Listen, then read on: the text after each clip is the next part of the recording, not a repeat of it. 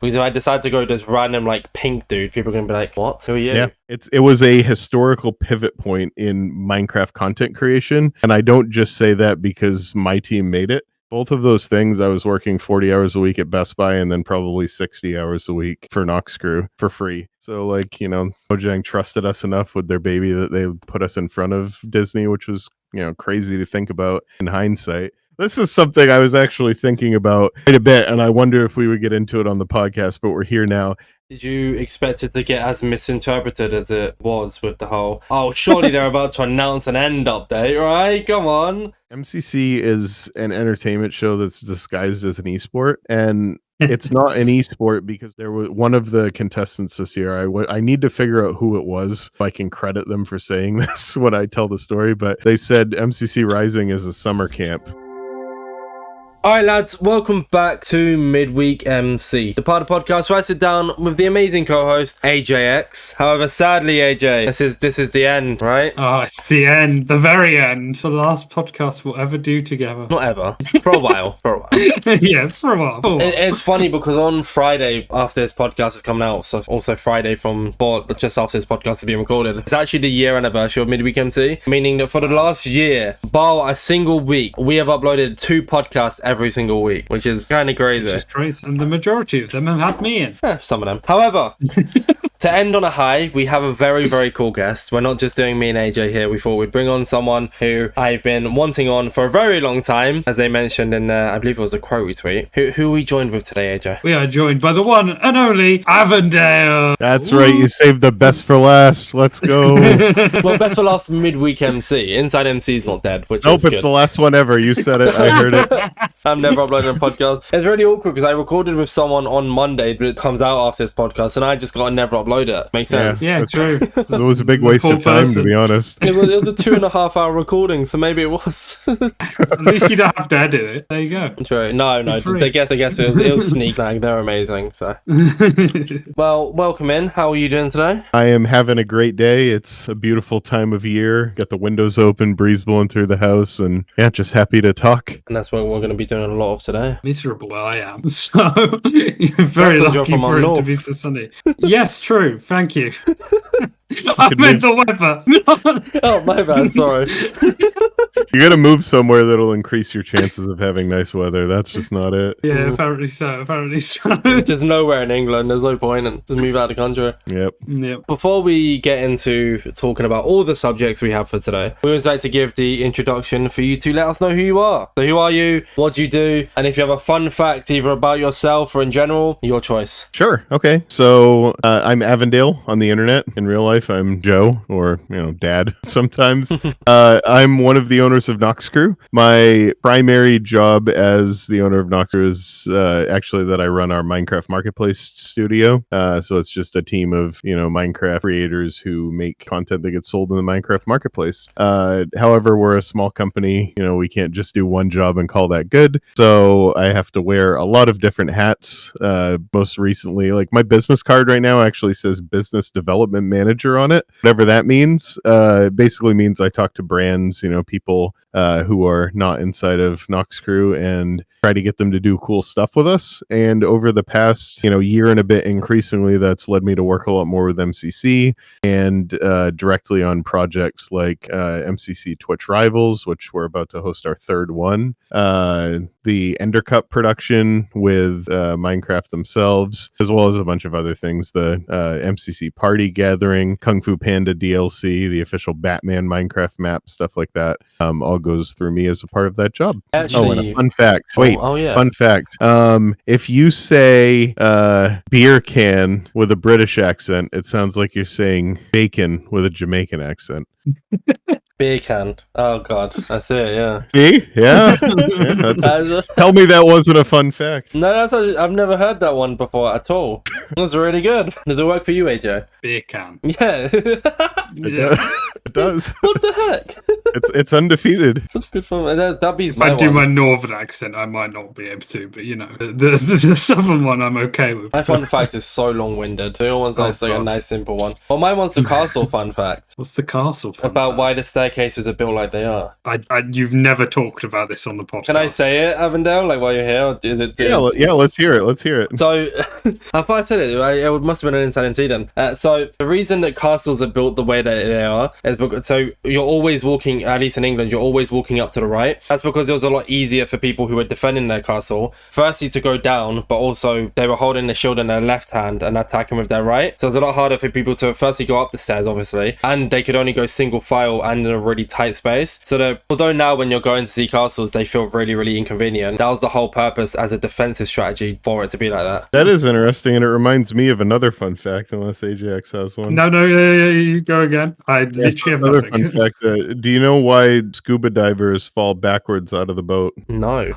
Because if they fell forwards, they'd fall into the boat.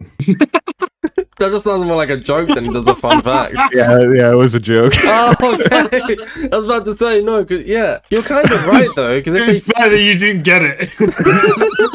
All right. Right, yeah, Enough you go. messing around. Time to talk about Noxcrew and Avondale and stuff. I have a lead on if you don't have anything to say right now. You go. You go when you leave. I've rendered him speechless with my horrible jokes. I was going to say that I actually have your business card in front of me right now because you gave it to me, which is very cool. Nice. Very cool. Does it say business development manager on it? It does, yeah, and it has these like really cool. They're not actual stickers. I've never scanned this QR code. Let me scan this QR code. Where does it take me?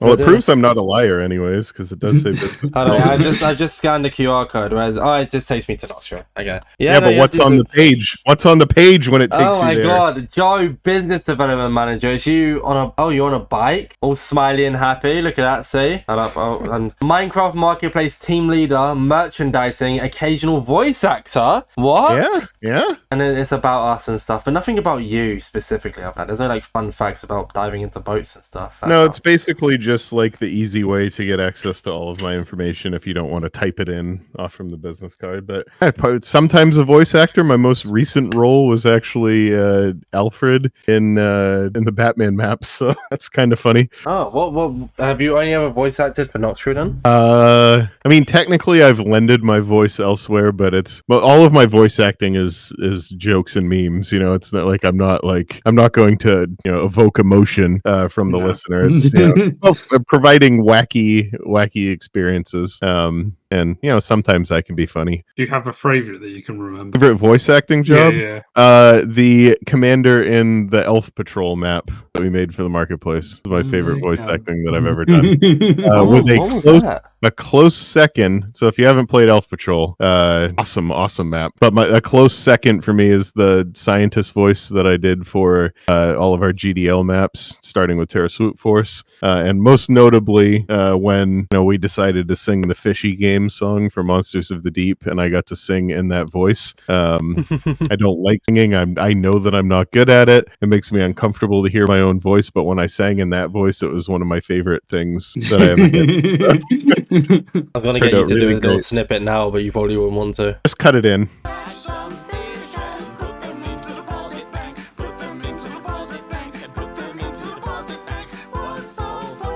Pull the song from Spotify, cut it in. It'll be fun. If I can be bothered. No, I will cut it. You said I have to now. See, I never do this. I keep the podcast very raw and legit, but I feel like I should be like doing little bits like this going forward. All right, I'm gonna give you a bunch of homework intentionally throughout the Oh my god. It'll be a really long edit. Well, I'll keep bothering you with how do I find this? Where do I find this? Can you send this to me? Elf Patrol?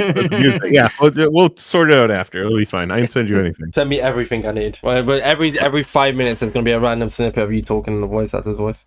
Sounds good. I'm sorry. AJ, why don't we start with the boring questions? So we've talked about that. I'll let you start with the boring ones. Well, my favourite question that we usually ask people is, how did you come up with your name, Avondale? Oh boy, so I'm old, right? I'm closer to 40 than I am to 30, which hurts, and so does like my back and stuff. But you'll get there. So I made my first ever email address back when, like back in the before, like the early times of the internet, like MySpace hadn't even started. You know, like MySpace had just started. You had to have a college email account to use Facebook at the time. You know, like this early. Yeah. And I back in the day as a kid growing up, like I struggled to fall asleep, and I would like watch TV until I passed out at like 3 a.m. It was a really bad habit that I haven't fully shaken to this day. But I used to watch a lot of like, you know, music videos, DVDs, whatever. I didn't have a cable box up in my room at the time, and I was really obsessed with this live music DVD of Yellow Card, which is a kind of a pop punk band. It has a violinist in it. Really awesome. They were performing like, you know, one of their better, like their biggest CD that they ever made. And one of the songs in there was one that wasn't from that CD. And it was called Avondale. And I really, really liked the song. And I was trying to find an account for an email address, and none of the accounts I was trying out were free. And finally I was like, oh, I wonder if Avondale will work. And it was like, this doesn't work, but you can do it with some numbers. And I was like, fine. I just threw a couple of random numbers on it until it worked. And then all of a sudden I'm Avondale1718 for 20 years. And the funny thing I think about, you know, like kind of stumbling backwards into an online community like, you know, Minecraft was, and not really fully understanding the internet until I got here. Like, you don't realize how much you get tied to a weird decision that you made earlier in your life, like, you know, being called Avondale, for example. Not something I ever expected would happen, but even my Minecraft skin being, you know, copyright distinct lobster doctor, maybe loosely based on Zoidberg from Futurama. Yeah, it seems a bit familiar from somewhere. Yeah, maybe. But it's just such a weird coincidence, because before I joined Noxcrew, I would actually switch my skin pretty regularly. Like every couple of weeks, I would alternate between, you know, like Zoidberg, Ash Ketchum, Squidward from SpongeBob SquarePants. I had like a Santa Claus skin that I was wearing for a while. It was just random things, and I just happened to be on the Zoidberg skin when I joined Noxcrew's build team for the first time, and I became pretty aware pretty immediately about how like people's identities online were attached to their Minecraft skin when you were in a Minecraft community, and it just kind of stuck forever. And you know, the rest is history, I guess. Pretty amazing that there's now a whole map based on your skin on Parkour Warrior on MCC Island. And, Yep. And it was all because you were just on that skin. Also because you built it as well. Mate. Yeah, I built it. It's not a fan creation. You straight up just put your own head in the game. The thing is, I don't really know how to build anymore. Like, I can tweak other people's builds, but I have trouble like spawning a build from the ground up and making it like good and original nowadays. So if anybody ever asks me to build something, I just build my skin and then try to do something funny with it. It worked. It's a little bit crazy how like I can never really change my branding now. Otherwise, like, since my branding now is just this eye patch, or like not eye patch, like this face mask or eye mask more specifically, and then my skin is the same thing. Like, I can change the outfits and stuff, but I can never really change the face, because if I decide to go this random like pink dude, people are gonna be like, what, who are you? Yeah. So you're kind of stuck with like, I mean, I'm happy with mine, and I hope you two are happy with yours as well, but it's just crazy how you are stuck with this for the rest of your Minecraft days now. Yep, yeah, fantastic. Yeah. No complaints. Yeah. Are you a fan of Futurama, or? Yes, very big fan of Futurama. Watched it a ton in my youth. First computer I ever had, actually, like my first desktop I got when I was ready to go to college, and there was an option to add a TV tuner into it. So I added it because I thought that was cool, that I could like record stuff that was on cable, and I had a massive hard drive in it at the time, 320 gigabytes, huge, right? And I set up the TV tuner, and I was like, oh, I'm going to record every episode of Futurama, because then I'll have it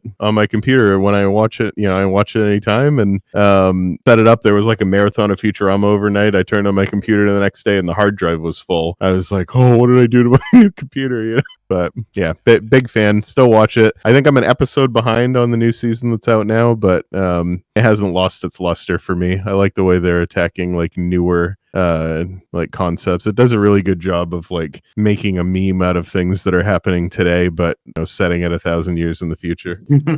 I've never watched Futurama. Like, I've watched like little snippets of it and stuff like that. It's the same with Family Guy. I mean, the most I've ever watched of Family Guy is doom scrolling through TikTok. Yeah. So kind of sums up with my both TV. of them. The earlier seasons are super worth it. Yeah. I need to get into it. I think Futurama's pretty good throughout. I would agree. Yeah, I don't think like a lot of these cartoon sitcom type stuff, especially Family Guy, is really bad later on. Although Simpsons has got good again, so that's quite nice. But yeah, I think Futurama doesn't really ever let off. Same with like South Park and so on. Anyway, that's fair. This isn't a podcast about cartoons. Is it not? Oh, I wish. Oh, we'd never shut up then. Never do, anyways. I was going to ask, you got into Minecraft in the first place? So 2011, pretty easy to remember. I started dating my now wife in 2011. 3 months later, I found Minecraft and started ignoring her. It's mainly a joke, but yeah, The summer I started playing it was 2011. I was a very poor college student at the time. I was an RA during the school year, and during my last summer, the last summer I had before my last year of college, I was a summer RA as well. That was my job, which involved basically sitting around doing nothing, just making sure that nobody was like breaking into the dorms. I was pretty poor, like didn't have the money to feel like I could risk spending $25-$30 on a game that I might not like, but I kept seeing pictures of Minecraft on Tumblr, and it was just like, it looked so addictive to me. I just wanted to try it. Like the fantasy of, digging yourself like a cave base was what was attracting me to it. And so sometime around my birthday that year, I went home. My brother already had the game, so he let me try it on his PC. I had like 10 minutes before I hopped out the door. He was like telling me what to do, punch wood, stuff like that. And nighttime came around. I was like, oh, what do I do? He's like, the monsters are coming out. You have to like try to get inside or something. But if you see a monster, you can just like punch it to get it away from you. And so there was a monster like coming towards me. So I walked towards it. He's like, no, not that one. And then the creeper blew me up, and then I had to leave. But it was that 10 minutes that it was just like, yeah, okay, I'm taking the risk to spend, $30 on this game. And no joke, for the rest of that summer, I probably averaged 11 to 13 hours a day playing Minecraft. I was unbelievably addicted, and it was a huge waste of time and life, and now here I am. So whoops. I gotta ask, is there any other risk that has paid off as well in your life as spending that £30? Probably not. It would be hard to quantify anything else in a comparable way, so I'm going to say no. I must say I'm pretty good at my research, and I didn't mean to stalk your link, Hilden, but I found some stuff. Sure. During your education, you actually have a bachelor's degree in engineering and industrial management. What made you go down that route? So I had no idea what I wanted to be when I grew up. My mom suggested that I be a pharmacist because my cousin was a pharmacist, and I was like, okay. So I went to school to learn what I needed to apply for pharmacy school. And a year and 6 months into that, I realized that I hated chemistry and I didn't want to be a pharmacist. But I loved the school I was at, and I wanted to stay there. So I switched to the management school, Bachelor's of Science in Industrial Management. It was basically me starting my college career over because it was so different. I guess the weird thing looking back on it is like I only looked at one school when I was in high school, and it wasn't the school that I ended up going to. I actually went to go see Berklee College of Music in Boston because I was really interested in doing something with music, probably like, running a recording studio, being a sound engineer, that type of thing. And I ultimately talked myself out of going to learn about my passion because I was worried that career would restrict my ability to choose where I lived, which is so much less of a thing nowadays to worry about. But at the time, that was a big deal. Like, remote work didn't exist then like it does now. And so I basically talked myself out of, following a dream because I was worried that it was going to be too restrictive. There was a long time in my life where I, kind of fought with whether or not I should regret that. It's hard to, think I made a wrong choice now because I'm very happy with where I am in real life. But I think it's just given me some interesting perspective to give advice moving forward. But yeah, the main reason I switched to industrial management was because I had a little bit of experience working in factories at the time. My dad was electrical engineer in the paper mill in the hometown that I grew up in, and still works as an engineer to this day, just for a different company that contracts its services out to that mill. So it was just kind of following something that I knew, and something that was a little bit more versatile that would give me the ability to end up anywhere. And in that course, I earned a certificate in entrepreneurship, which required you to take like a few 500 level classes and then some specific whatever they call the other ones, side classes. I've been out of college for 12 years. I don't have to remember anything anymore, but that was actually the most useful thing that I did, and I realized it was awesome at the time. But when we ended up kind of pushing Noxcrew forward and turning it into a business, there was a lot of you don't necessarily learn how to like make the right decision, but you learn how to think about making the right decision. Let me rephrase that. You don't learn necessarily what the right decision is. You just learn like the process of thinking to understand why you should be making certain decisions. And a lot of the stuff that I learned from there has been wildly useful in as far as just like determining a mindset, not only for like making decisions in terms of where the business goes, but also in terms of like coaching and like growing individuals on our team, and also myself. I think my style in terms of how I like run our business and manage myself is wildly different now compared to what it was even 2 years ago, but definitely like 7 years ago when we started this. And it's because you like learn the philosophy of things, but you don't understand the practical application until you have a bunch of experience to look back on. So yeah, a bit of a side shoot and kind of weird, I guess, that I ended up doing what I did with that degree. But I think there's actually a lot of like connection there and a lot of reasons why it helped us get to where we are today. You mark 8 years with Noxcrew in January. Only 7 years and 9 months to be precise. If you want to be really precise, okay. This is I'm actually in year 11. Oh? Yeah, I joined Noxcrew in late 2013. So why did Link Hilden only have 7 years and 9 months? Because Noxcrew only started as a company in 2017. So yeah. You mentioned how you're one of the owners. I know obviously Noxai is, and yourself. Is there any more? Yeah, there's a third one. His name's Clint, or MeWolf online. Oh, okay. Yeah. Were you there from the start of Noxcrew, even before an official company's creation, or did you join in on a project? How did that come to be? So I wasn't with Noxcrew from the very beginning. I was around when we turned it into like a real business. Noxcrew actually predates me by 2 years, maybe a bit more than that. I found Noxcrew because of a map that they made called Joffrey's Chamber. If either of you or anybody listening has not experienced this map, it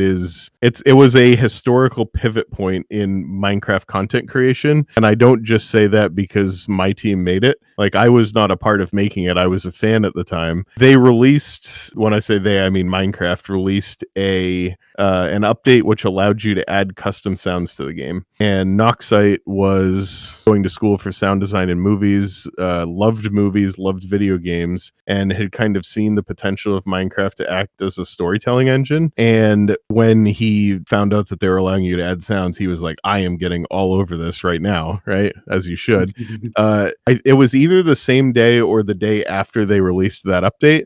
They released a map called Joffrey's Chamber. It was just like a little 5-minute like walk around simulator where a guy talks to you and plays a joke on you, and it went pretty viral. And they decided to make a second one that was like an actual little adventure map. It's about 20 minutes long. Same guy talking to you, singing to you, stuff like that. Took him 4 days to make it. That one went really viral. I watched a lot of Yogscast, Simon and Lewis at the time, and they did videos on both of those. And they took a funny experience and made it even funnier. I was in tears laughing at it at both of them. And I watched those videos probably 20, 30 times each. But they were kind enough to link Noxcrew's YouTube channel in their comments. And so, watching it for the third or fourth time, I'm reading the description. I see the link. So I click it, go to the Noxcrew's page, and the first video that would play back then when you went on there was the first episode of what is now called the pilot season of the Noxcrew Gameshow. And so I was like, oh, let's see what this is like. And I turned it on. I was just absolutely enamored with it. And halfway through that episode, I looked in the description of that video, saw they were hiring builders. And I was, at the time, I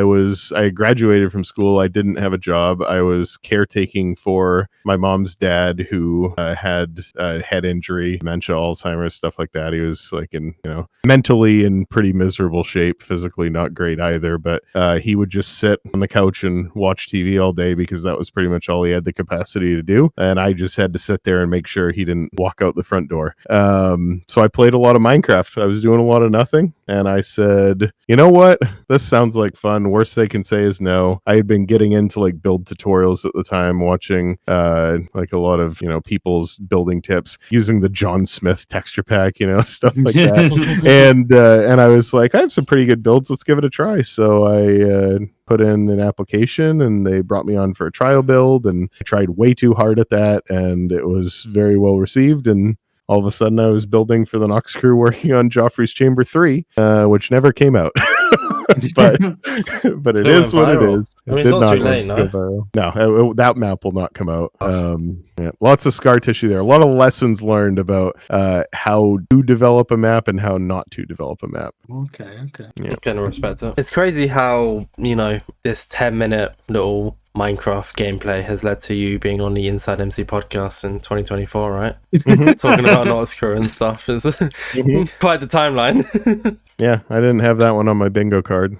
That's for sure. With like Noxcrew, obviously one of the things it's most known for is MCC. Well, not most known for. Obviously, there's a lot of bigger things, but one of like in the event scene, particularly obviously MCC. We're gonna save that a little bit later into the podcast. But you mentioned it there on the topic of Minecraft events. You and the Noxcrew used to run Noxcrew Gameshow. So what was the origin of that specifically? So I can't talk to the origin of it because it predates me. Well, I can tell you a little bit of what I know, but I think it's probably a little bit more interesting to talk about like what the game show turned into when I was a part of it, and then how it influenced MCC now. A lot of the like ideas for the Noxcrew Game Show, like that's all the brainchild of Epic Landlord, or Isaac. I'll probably use his names interchangeably, but Isaac was really invested in TV game shows that are kind of aimed towards kids, as you are when you grow up. For the Brits, it's things like Crystal Maze. For Americans, people my age will remember Legends of the Hidden Temple, Double Dare. More recently, people will see Wipeout. That's a good inspiration as well. But Isaac had actually built a machinima game show in Halo Reach's Forge mode, and he would have people run obstacle courses while other people were in like the monitor mode, which is the editor mode in Forge, and like spinning blocks around in midair that people would have to jump over. This predates scripting in Forge mode and stuff like that. But that was actually the origin of MCC, was a Halo Reach Forge map. So when he got addicted to Minecraft and joined Noxcrew and started doing stuff there, he just wanted to build sort of a game show where they could bring on YouTubers to play the games, and that's kind of what it turned into. The project had sort of stalled when I had joined the crew. It was a lot of work to create those original episodes because they never reused the game. The Decision Dome would spray chickens down from the roof, and then the walls would go up after a while, and then they would have to go in and manually count and then manually kill all the chickens to figure out which game got chosen. So there was just like a lot of production issues. They were having trouble getting YouTubers on. At some point in time, we started like doing some background work on the game show, and eventually I was like, okay, I'm gonna bust in, do some crazy redstone stuff and see if I can automate away all of our problems so that we can actually do this again. And we managed to solve a lot of the problems that were there, make it a lot easier to add and remove games from the Decision Dome, make the Decision Dome more automatic, stuff like that. And it allowed us to bring the show back with what we ended up calling Season 1, which was the fan season of Noxcrew Game Show. Fan teams applied. We picked 8 of them. We put them into a bracket and ran it like we were originally running Noxcrew Game Show. Ultimately, still really hard format to keep up with just because of like sourcing, the filming, the editing was brutal for those. Just because of how intense, how many POVs we were capturing, stuff like that. And I ultimately a lot of those things are the reasons why it's not something that we continued. That was a funny thing with early Noxcrew, was it always felt like the things that we were doing were right and were valuable, but we were just struggling to monetize them in any meaningful way. as much as you would love to just have random people on the internet making free stuff for you in Minecraft, the fact of the matter is that you get burnt out when you're doing it as a volunteer job. And you have to go work your other job. Like you look at when I was making Noxcrew Gameshow, or like when we did Terra Swoop Force, like both of those things I was working 40 hours a week at Best Buy and then probably 60 hours a week for Noxcrew for free. And hello, Inside MC. Yeah, I mean, I'm married, I have a kid. I don't know how that happened, because my wife's been with me through this whole thing, and for some reason she was just like, yeah, you go, play Minecraft some more and I'll watch like Real Housewives on TV or something. I don't know. Like we just do a good job of like coexisting, I guess. But yeah, anyways, that's kind of like the origins of Noxcrew Gameshow, and I think like a lot of those problems are why MCC made so much sense when we started talking about it. It's obviously we had like a little bit bigger of an ask when we're like, hey, we want 40 players instead of just 2 teams of 3. But the solve there was like, hey, let's make somebody else source them so we don't have to, right? The editing was a problem. Hey, let's make it a live streamed event so we don't have to edit it anymore. Not having to make a new game and then only use it once was just miserable for production. So let's make games that are replayable and that are able to tell unique stories even several years later. Hands of Time is like 12 years old. People don't realize this. Yes. And so that's the other thing, obviously, is like a lot of the games that were in the Noxcrew Gameshow are games that we've adapted for playing MCC. So yeah, lots and lots of history there. Crazy to think that MCC has been around for almost a third of the time that Minecraft has been around, but even crazier that Sands of Time is like 12 years old. Like that is just absolutely nuts. No Sands of Time and Holding. I can't think of any of the other ones that adapt. Foot Race, what eventually turned into Ace Race, was there. Oh, there's more stuff. That'd be those. I mean, Grid Runners is actually like from... the original version of Grid Runners was called Gridlock, which turned into Lockdown, which then turned into a different game that didn't get published, which then turned into the free Grid Runners, which turned into Grid Runners Pro, which turned into MCC Grid Runners, which turned into the Gathering Grid Runners. So we've made that game like 10 times. But yeah. Out of all your projects, do you have one that you just like remember the most from working on? Out of everything in general? Yes, out of everything in life. Everything in life. See, the problem is that I have vivid memories of pretty much everything we've ever done, and you guys have a finite amount of time that you're willing to host this podcast for. I mean, I can be here all night as AJ's on the time frame, sadly. Sadly. I think maybe we can carry on without him. I think maybe a more interesting thing to look at is like how many moments have I had in the past like 10 years which have been like am I seriously living this life right now moments, and a lot of those are related to projects, so like an example of that is like the Minecraft marketplace gets announced, we do a live stream that has like we a bunch of our communities in there because we wanted to talk to them about how we were basically putting Java production on the shelf so that we could go make content that would pay us money. And we noticed in that live stream that there were a few people from Mojang watching, and the day after that they invited Stefan and I to go on a press tour with them, and I met Stefan for the first time in real life in Narita Airport in Tokyo, Japan. So that's a moment that I'm just like, what is my life right now? You fast forward a couple of years and we're flying out to Glendale, California to go to Disney's animation studios to see an advanced screening of Frozen 2 so that we can make the official Frozen world. Like that's just an unbelievable memory. Seeing the Terra Swoop Force announcement on Minecraft Live and seeing all the YouTubers freak out about it, that it was coming back and getting remastered, was really cool.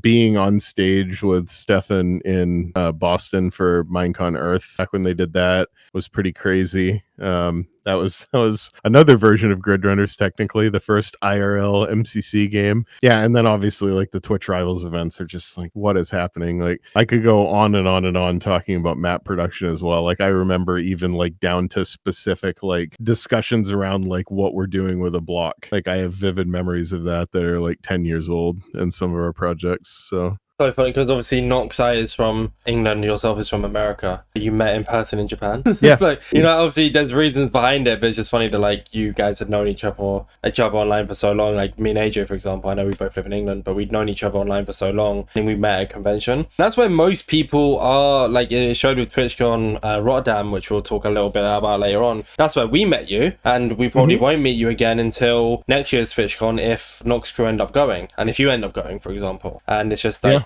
it's just crazy to know how the online world or even the gaming world in general, you can work on projects with people. Like me and AJ work on a podcast, but we've only met in person twice. Yep. It's been what, a year and a half now that we've known each other. A year of midweek MC, which is a crazy scenario. I mean, you guys have had like, because I doing the research, I was like, I want to talk about this, but I also want to talk about this, and that's why this podcast has kind of been jumping back and forth throughout multiple different things, because there's just so much to talk about with Noxcrew. So there's a lot to touch on, but kind of on the topic of like the opportunities and stuff like that, did you ever think with, I mean, obviously there's always that hope and there's that want and stuff, but we're talking about the marketplace specifically here because that's obviously your main field. Do you ever think Noxcrew would be as big as it was on the marketplace, or do you think the Minecraft marketplace would have ever been as big as it is now? Hope aside. Yeah, no, it's interesting. You're calling me back to a pretty, another vivid memory I have, which was when we heard about the opportunity and we were like, we have to try this, and we were making our stuff and we were, looking at what we were doing with it. I was sitting there and I was almost like, I was worried that I was destroying myself with optimism, because I knew it in my heart that I wanted it to succeed, and my heart knew that it would succeed. And so my brain would go, okay, no, you're being ridiculous, you're getting your hopes up too much, you're gonna like end up making yourself really sad. But then I would sit there and think about it and go, no, you know what, actually, like, I am thinking about this legitimately. Like, I understood the market at the time. Not only did I have like the online experience of like how difficult it was to consume Minecraft content, but when I worked at Best Buy, everybody in the store knew that I played Minecraft like crazy, and anytime somebody would mention the word Minecraft, they would call me on the radio and send me over to talk to them. I think on 3 separate occasions, a parent brought me personally their kid's laptop so I could take it home, install mods for them, and then bring it back to them. And they would always like try to pay me money, and I was like, no, let's just meet at like a restaurant and you can like buy me lunch and then we'll do it, and that was how hard it was for parents to install, Minecraft content for their kids. They just simply couldn't do it. It was dangerous. People could get, viruses from doing it incorrectly. And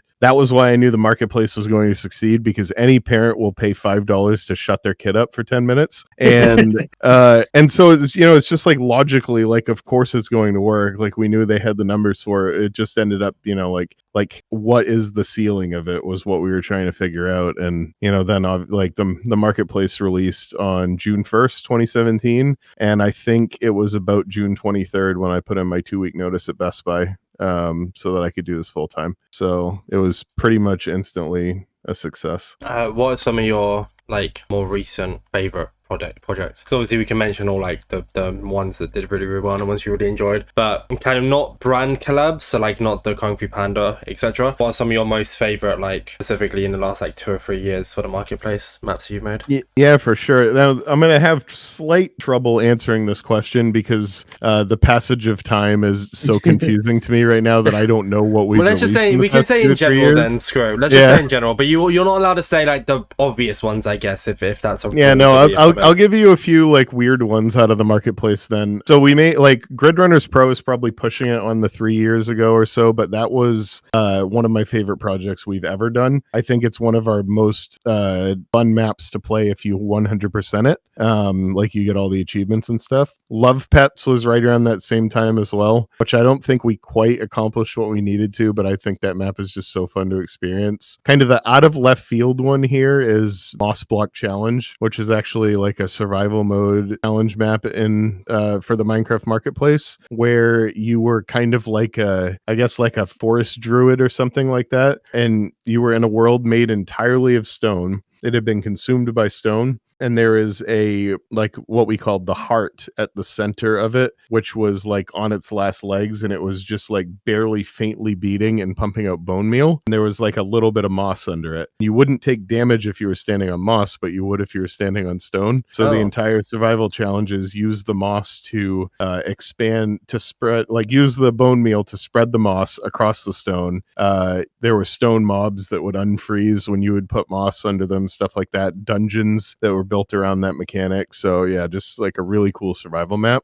That's so sick. And then I'll mention Mothman was a really, really fun horror map. We'd never really tried like kid horror. So that one stands out as well. And then a map we did called Fuse Any Mob, which really I like more technically and just for the visual comedy. Like it's one of those things that's like fun to play, and had add-ons existed at the time, it would have made more sense as an add-on. But the technology behind it is really cool. You're basically able to take almost every vanilla mob and take its head, its body, and its feet and split it up. And so you can make like a mob that has like squid legs, a llama body, and a salmon head or whatever. And the mechanics actually all inherit. So the mob will think like whatever its head is. It will like have ambient effects like whatever its body is, and then it'll move like its legs are. And you end up just making the goofiest combinations of mobs when you play around with that machine. So hopefully that answered your question. No, I like it. I'm a big fan of very, very basic speedrunners. I actually tried a few months back. I actually tried speedrunning it. The issue is on the newer versions of Minecraft, there's certain mechanics that you can't do to speedrun it. So it's like almost impossible to. For instance, like watching one of the speedruns back, there's a way you can like I think jump into the minecarts and quickly shoot, or one or the other. On the newer versions, you physically can't do that. It's just like, oh, it's impossible now. Yeah, Gridrunners Pro actually broke with an update, and we're pushing out a fix for it, but you can't even complete the tutorial right now. So, God. Minecraft has been really good at not breaking our stuff, but it's getting harder and harder to do that as the game becomes more complicated, and especially when it's older. Way more content to support as well. It's a lot. So what you're saying is you're going to release a new Gridrunners map for the market? Probably not. We're waiting until every single possible course has been played on Gridrunners Pro first. That's fair. It's not fair actually. There's like 7 billion course combinations. That'll never happen. I think it's still completely fair. If everyone in the world tries it constantly, maybe. But I was going to ask, you've worked with a lot of amazing brands throughout the years. You're talking Disney. I mean, pretty much every big brand that is out there: Disney, YouTube, Xbox, so on and so forth. You even worked with BTS. And I won't ask what's your favorite to work on there. But how do those sort of come about? Do you get reached out to? Do you come up with an idea and then you go to the company? What sort of happens with those? Yeah, there's different processes depending on kind of like the avenue of the deliverable. So, something like Frozen or Batman, those are like existing relationships that, Mojang has with those studios. Yeah. And they say, we want to build an IP map for you in the game, and here's Noxcrew. They're really great. We think they would fit really well, and they typically ask us beforehand too, like, hey, would you like to do Frozen? And we're like, yes. Which was we were actually the first not in-house studio to produce one of these IP maps, which is pretty cool as well. Okay. So Mojang trusted us enough with their baby that they put us in front of Disney, which was crazy to think about in hindsight. Yeah, like some of the other ones though, things like BTS, or like when we did the Muppets, or even Twitch to a certain extent, like come about because these brands see the cool things that we're doing and they want to do something in Minecraft and they want to figure out how to make that work. And it's not always easy. The Minecraft EULA and content usage guidelines as well are very restrictive. It makes it very challenging. You have to be clever and innovative to do things correctly. And then a lot of times you can be clever and innovative, and then also you need special permission. So yeah, it's just, a lot of emails, a lot of things that almost happen and then don't. That can be kind of demoralizing sometimes, but then, you get times like this year where, we're like struggling. We can barely keep up with the work because we're doing Kung Fu Panda and, 2 different direct brand promotions with MCC and Minecraft, and also like a huge Pride fundraiser and then 2 Twitch Rivals events, and it all takes place over Rising as well. a few months. Yeah, and then you know, another thing that nobody knows about yet that people will know about soon, like, is also what? Oh, you can't even, what? You just said that and we can't even know where it is. Well, the worst part about it is, when is this coming out? This is coming out next Wednesday. Next Wednesday. Yeah. There will be you will have seen a teaser for this if you were listening to this on the day that comes out. Can we see it now? I'm gonna say no, Just because case, I want a DM from you guys next week of shock and alarm. Oh, okay. What? Oh, okay. All right. I'm excited.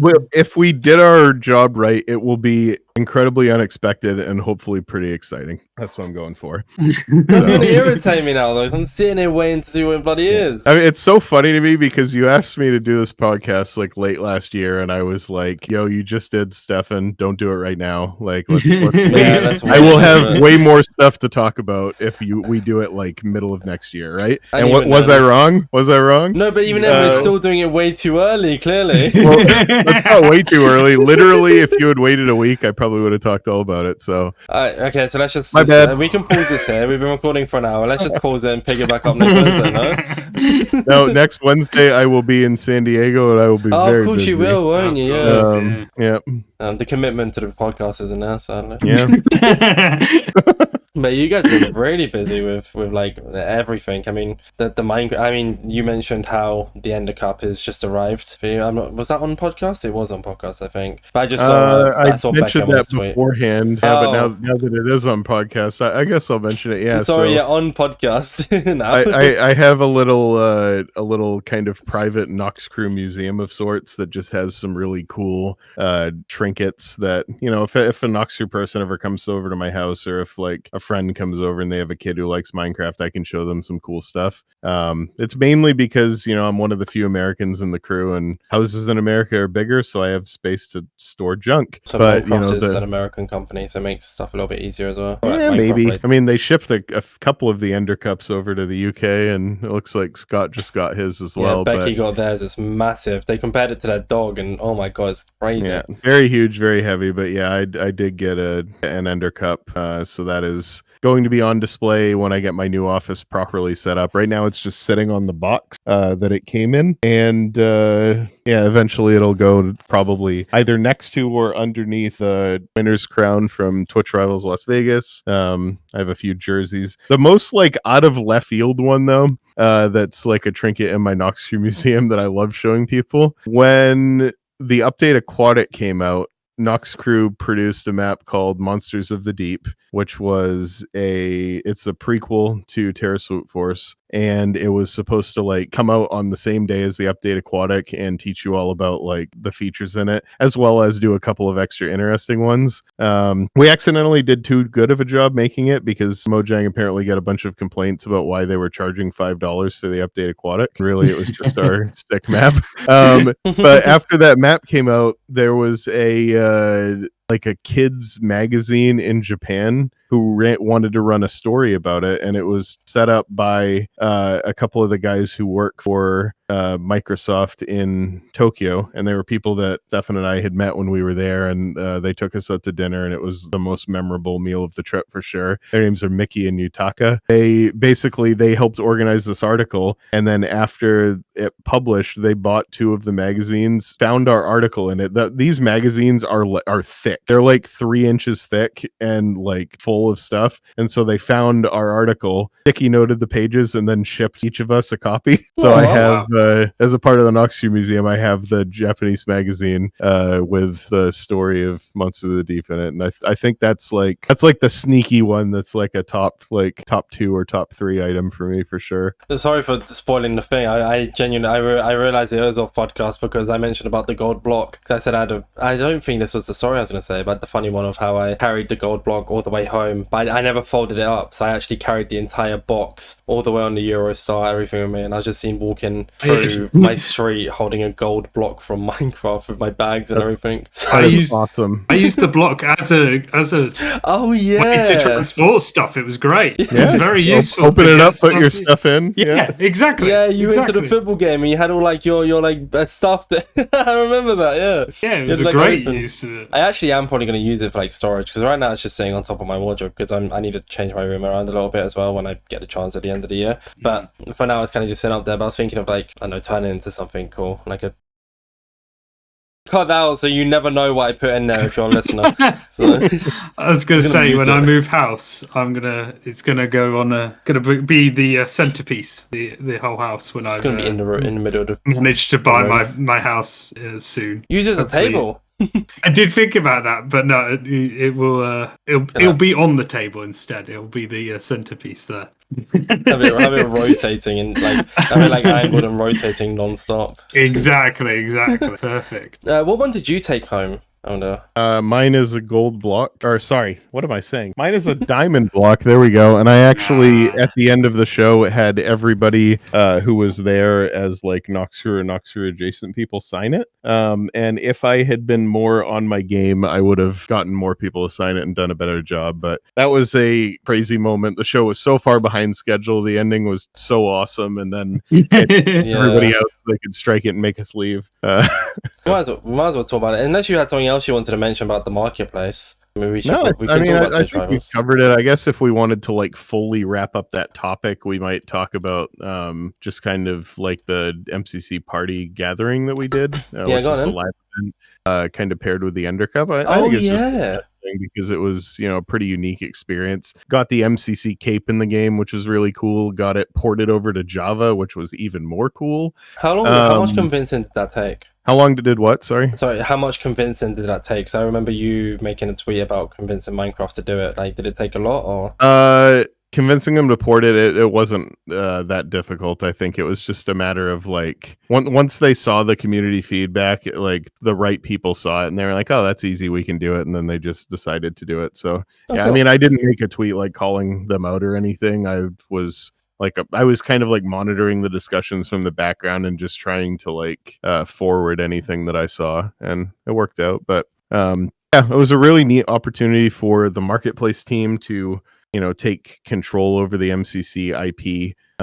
It gave me and my team like the control to do things the way that we saw fit, and it was us trying to solve a whole bunch of problems that don't exist in MCC in the best way possible.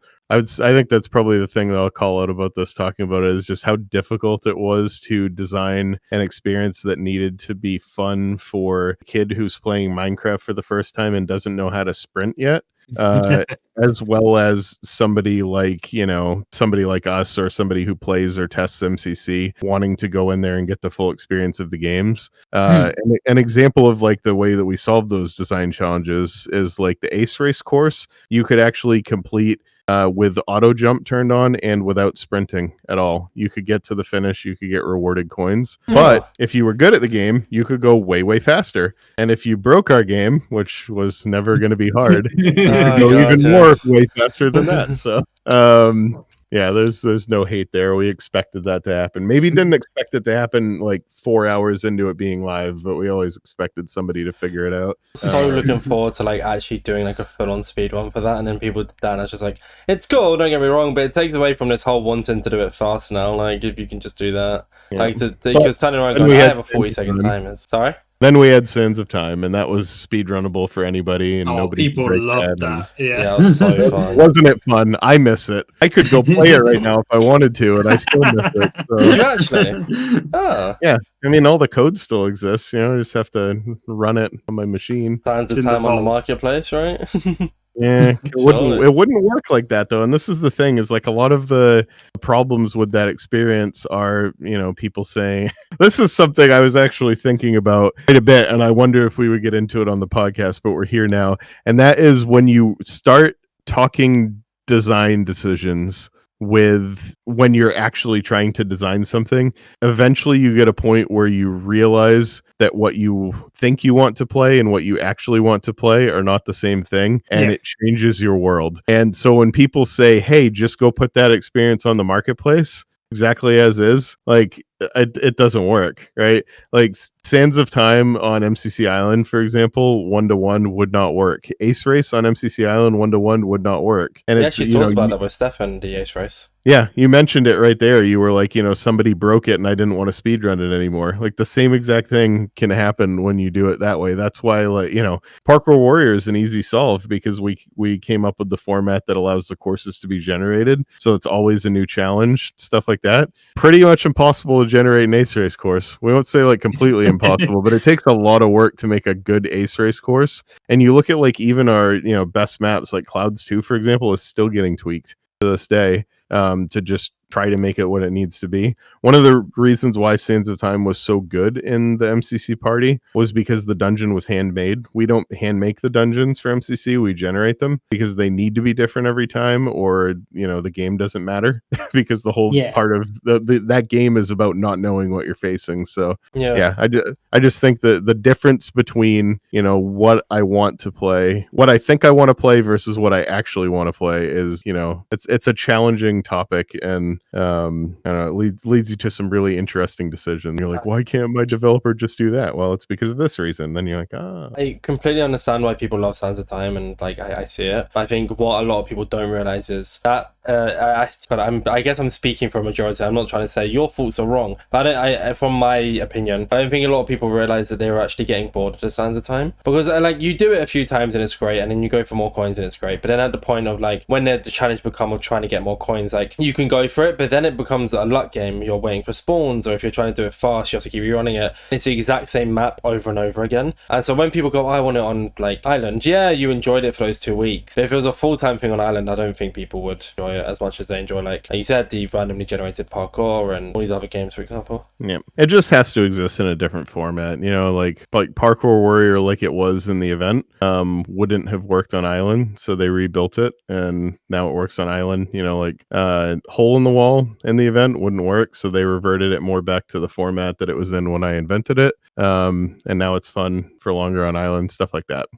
How do we adapt the games for replayability? What games have you invented then? So you said Hole in the Wall just then. What else? Yeah, Hole in the Wall was my baby. I did like a few game show games. Shoot 'em Down was mine. The Santa shaving game, Yule Shave, at the end of the game show season was mine. It wasn't a bad game, it was just a bad finale game, and that's one of the reasons why Dodgebolt is always the finale in MCC. Actually, that was a lesson learned. And then it's just like once you get into marketplace stuff, like it's less one-to-one of like I designed this game. It's more like this idea like originated with me, or I like helped create this feature that pushed us over the top on this sort of thing. So but like Grid Runners, for example, was me drawing on my tablet when Stefan and I were on a flight somewhere.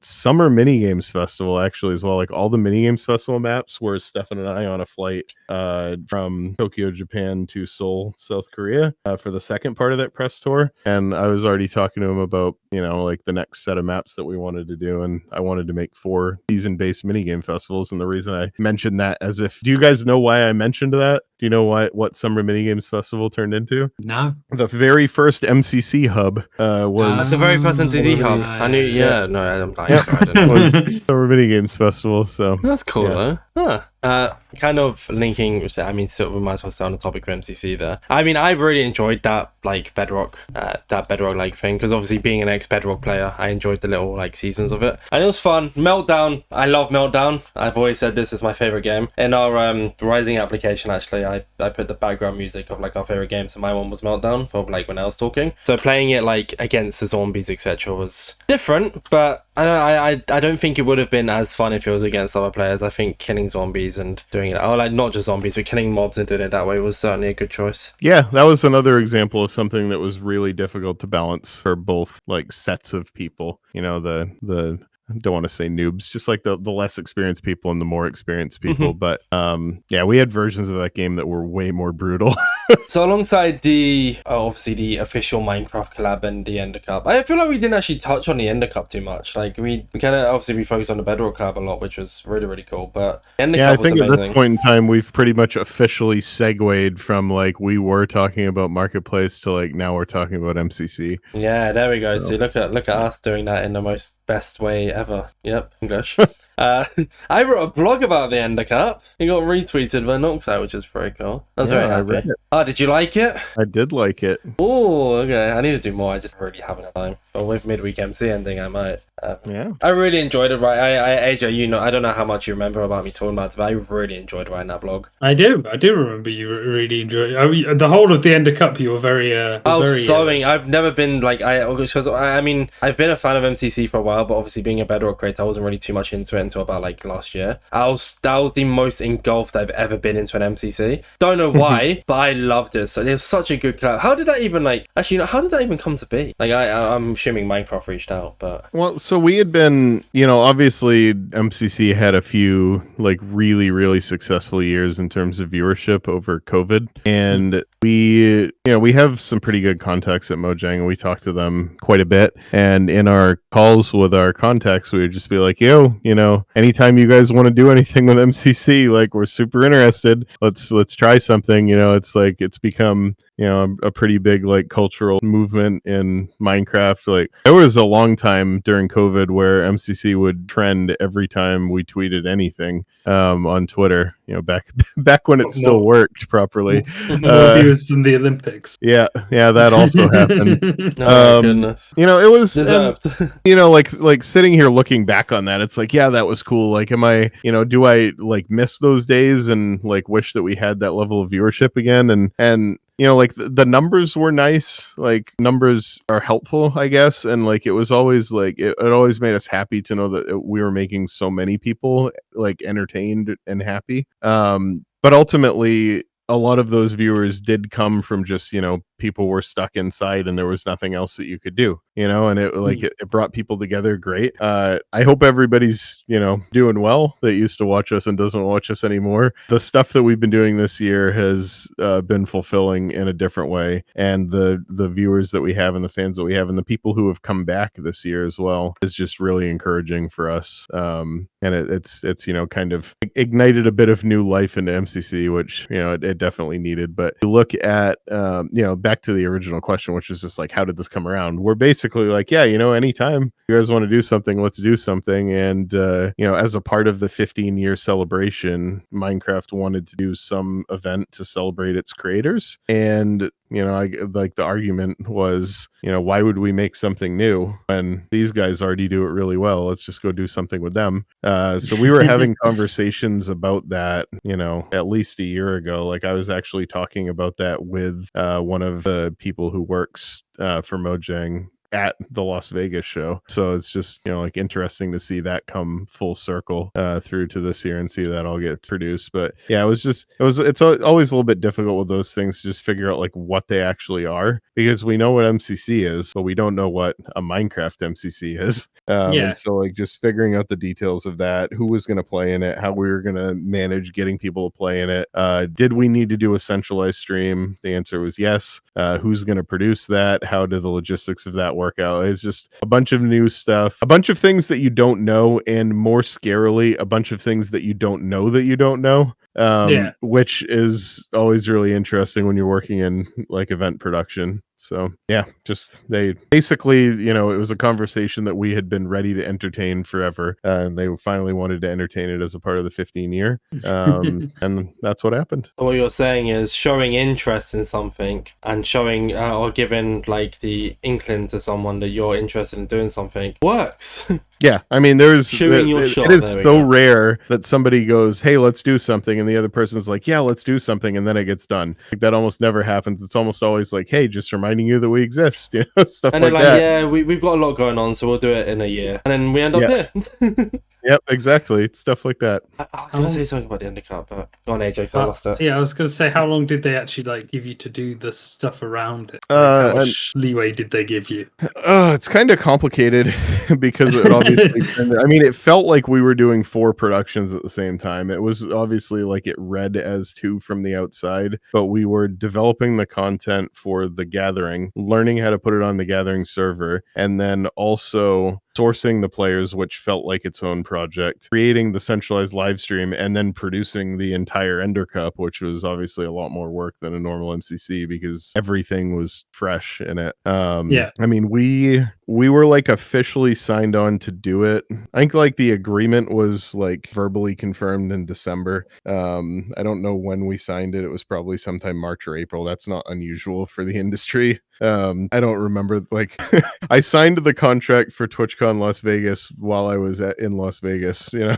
like that's the type of thing that happens in the industry, and it freaks you out the first time, and then the 10th time you're just numb to it. But yeah, like the marketplace team for the Gathering was actually stuck on Kung Fu Panda due to the writer's strike that was happening. It was like delayed production. The release date of the map was uncertain, so we had to kind of force our way through that before we were able to work on the Gathering. So the timeline on that one was pretty shifted, but the Ender Cup pretty much wasn't affected. It was honestly the more challenging thing was just trying to figure out how to fit it into our schedule. Because we already had Twitch Rivals Europe on the calendar, and but I mean, we ended up slotting it into a place that made us pretty happy, and we got it done. Did you expect it to get as misinterpreted as it was with the whole, oh, surely they're about to announce an end update, right? Come on. I mean, we were like, there were some conversations that happened where people were like, oh, you know, what if, like, we don't want people to think that we're doing an end update just because we're theming the Ender Cup around this. And I don't think, I think it was just, if anything, just like a bit of hopefulness that was kind of like, you know, acted on in a way that was maybe a bit too optimistic. Like, if they were going to announce an update, would they really trust, like, you know, not only the entire company of Noxcrew, but also all of the testers with that information? Like, that would have been really, really hard to hide in that level of a production. The positive thing that came out of it is it made it very obvious that that's something that's desired by the community. Go ahead. I was going to say, did you sort of have the same level of like trying to basically plan out and do the 2 Twitch Rivals as well then, or were they on a slightly quicker or slightly longer rotation? So Rotterdam show, we had tons and tons of time. That was something that we started talking about like pretty much right at the last one. We were like, hey, we want to do this again. We know the Europe Minecraft scene is rabid, and we want to put an MCC there and see what it takes. We wanted to, you know, see who we could get to come out for it. Yeah, I mean, that one we had some more time leading up to it. We did, you know, Build Mart IRL, which was interesting. Some positives to take away, some learning experiences to take away, some bikes that, you know, people should never purchase as well. But yeah, the San Diego one for this year definitely came around a little bit last minute. We originally said no to it because we were worried about fitting it into our schedule around some other stuff. And basically the reception and just the result of what happened in Rotterdam made everybody go, okay, let's think about it again. Do we really want to not do this there? And we were like, all right. So the San Diego one is coming together, like, you know, a little bit more quickly, but those types of events don't, you know, require the same runway that like the Ender Cup did. The Ender Cup was 100% new blocks. Right? Think about that. That's level true, of workload compared to like, and like, you know, like we did some cool stuff for Rotterdam, right? Like we did Build Mart IRL, which took a lot of like concepting and production behind the scenes. We did, you know, like a new hole in the wall map, they did another new map as well. I can't remember what it was for off the top of my head right now, but like those, you know, those things take time, but they don't take Ender Cup time. Like we basically built the tournament again from scratch. So yeah. yeah, different levels of run up. And we have a few surprises for next week as well. Like it's, I think people are going to be IRL like, dodgeball, cool. surely. I said it for no IRL game this time. No IRL dodgeball, seriously. IRL dodgeball is a That would've health gone and safety so hard. nightmare. It would've gone That's so a health hard. and safety No, nightmare. you use soft It balls, wouldn't you be purple that net. hard. It You wouldn't be use hard Nerf at all. It'd be guns. sick. Nerf guns, you can use soft Yeah. balls, anything. I guess. I One still of the feel- things we do worry about when it comes to games like that, though, especially for like letting it decide our tournament, is like, you know, can we make it accessible? Can we make sure that, you know, anybody with like any form of disability, seen or unseen, can still participate and feel like they're useful? And I think that's maybe a bit more challenge. That's probably the reason why that idea would be less likely to happen. It's a cool concept on paper. Yeah, no, it is. I would love to play it. I would love to see it played. I don't know if I would want it deciding the champion of my show. That's the challenge. I want to talk about Rivals. I just want to ask one more question about the Ender Cup here. Of course. And I don't want this to be misinterpreted as me asking this question doesn't imply that something else isn't the same. It's just curious. With like the production level of the Ender Cup, obviously you put a lot into it and a lot of time into it. Is there anything being taken away? Like for instance, the starter, how everyone got rose into the air. It was almost like a Fortnite event, right? Will that anything ever like that start becoming like common in MCC? Like will that production level be transferred over at any point? Or once again, I don't want it to be misinterpreted as if the MCC production already isn't good. It's more so will that be implemented into it. I mean, I think it was special because it was special, right? I think when you talk about like, you know, special events and custom work and stuff like that, like it would ultimately just need a reason to exist if something like that were to come over. I don't think you would see anything like that specifically just happening in a regular MCC. I mean, you look back at like some of the, you know, like most memorable like special moments in MCC. One of the ones that sticks out to me is when they did the Wonka Vader elevator joke, and everybody like flew up and shot out the glass top. Like you do that once and it's great. You do it twice and it stinks. Like and even like a level of production like that, you know, makes like, you know, just like picking everybody up and pulling them into the portal doesn't make sense in the context of normal MCC. That's not to say we won't still play jokes from time to time. That's not to say there aren't like opportunities for something like that to make sense. They just need a home. They need to make sense, have a reason to be there, you know. That's fair. With TwitchCon, Twitch Rivals MCC, me and AJ are very grateful. You were the person who was able to get us some cool seats as well as an invitation to a certain party. It almost they were worked. meant to be cool seats. We still got decent ones. We were right in front of the. I mean, I'm obviously as I mentioned to you before, big fan of casting. So is AJ. He like used to cast football, etc. So we got to sit right in front of the casters, and that was a really fun watch. I always find a lot of joy in that. So I was pretty satisfied with where we were sat, and we were sat with some cool people. But watching that live was amazing. Like meeting you as well. Like I was hoping to bump into you or anyone from the Noxcrew, and I didn't. So in the end, we just messaged you, and and we was just expecting to see you, and you was like, "We're on our way," and was like, "Who's we?" And then all of you rock on. I was like, "Oh, that's cool." And so we had a nice little chat there and stuff. And you were at the you also went to the Minecraft events panel as well. You were there at Wraith's. We've had Wraith on the podcast, so you know who Wraith is. They and you went to that as well. So how I guess like the whole TwitchCon Rotterdam experience, because have you ever been to a TwitchCon in Europe before? That was my first TwitchCon was Las Vegas. Before that, the only convention I had ever been to, that's not true. I'd been to 2 conventions before that. The first convention I ever went to was Gamescom in Germany, and that was amazing. Like an absolutely unbelievable show. And then I went to like a Tokyo game show the second time I went to Tokyo, and that was pretty cool as well, but I couldn't understand anything because I spoke and read 0 Japanese at that time. And then I went to TwitchCon, and it's TwitchCon's an interesting one for me because I love the shows there, right? Then I go out on the floor, and because I'm not a streamer and I don't like, you know, watch a streamer with enough dedication that I would want to go to a meet and greet and stuff like that, TwitchCon kind of didn't have the same vibe for me that Gamescom did. Like I wasn't as enamored with the industry of the event because it didn't apply to me. It's one of those ones where it's like I can walk through it and I can appreciate it and I can see why it's cool for people, but it's just not my thing. TwitchCon Europe, on the other hand, there were so many people. Like I probably ran into at least 200 people that I knew who they were. And that did not happen in Las Vegas. And that just changed it into like an entirely different experience for me. And I think ultimately, like, you know, regardless of where the source of your community comes from, that's probably what makes TwitchCon valuable to people, is the community, and just the meetup, and, you know, finding your streamer, stuff like that.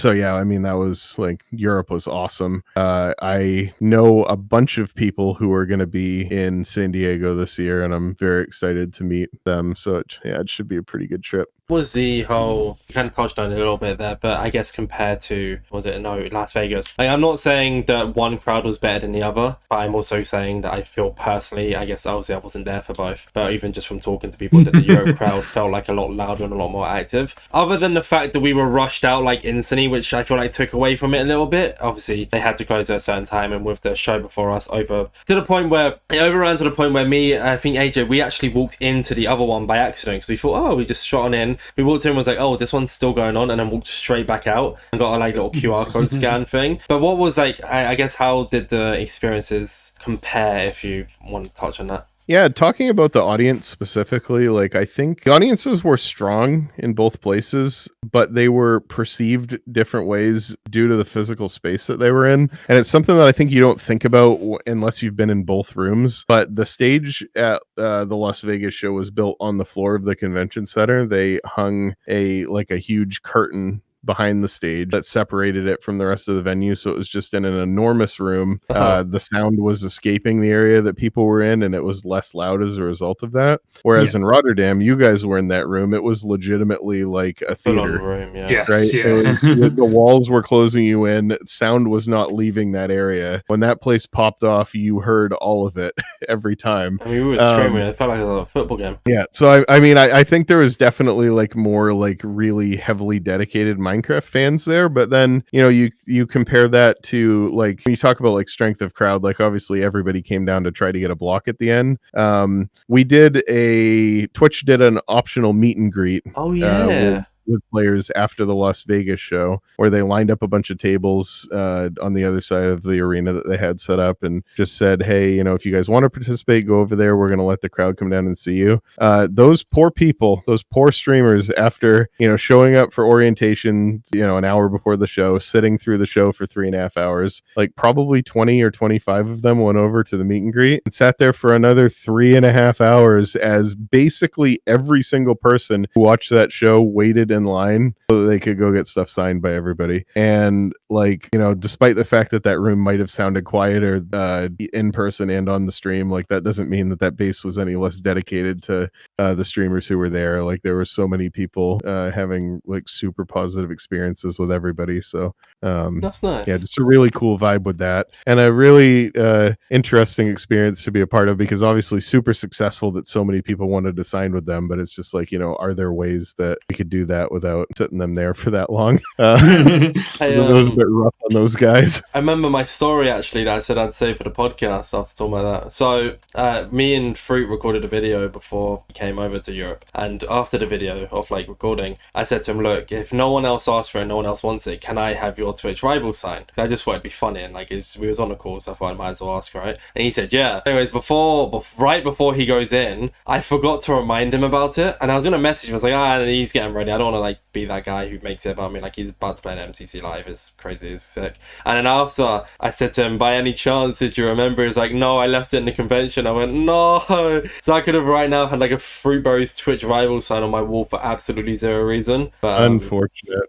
Maybe if surely you guys do it next year in Europe, right? I'm definitely going. I've predicted the date, so I already have a reserved hotel. I forgot about this.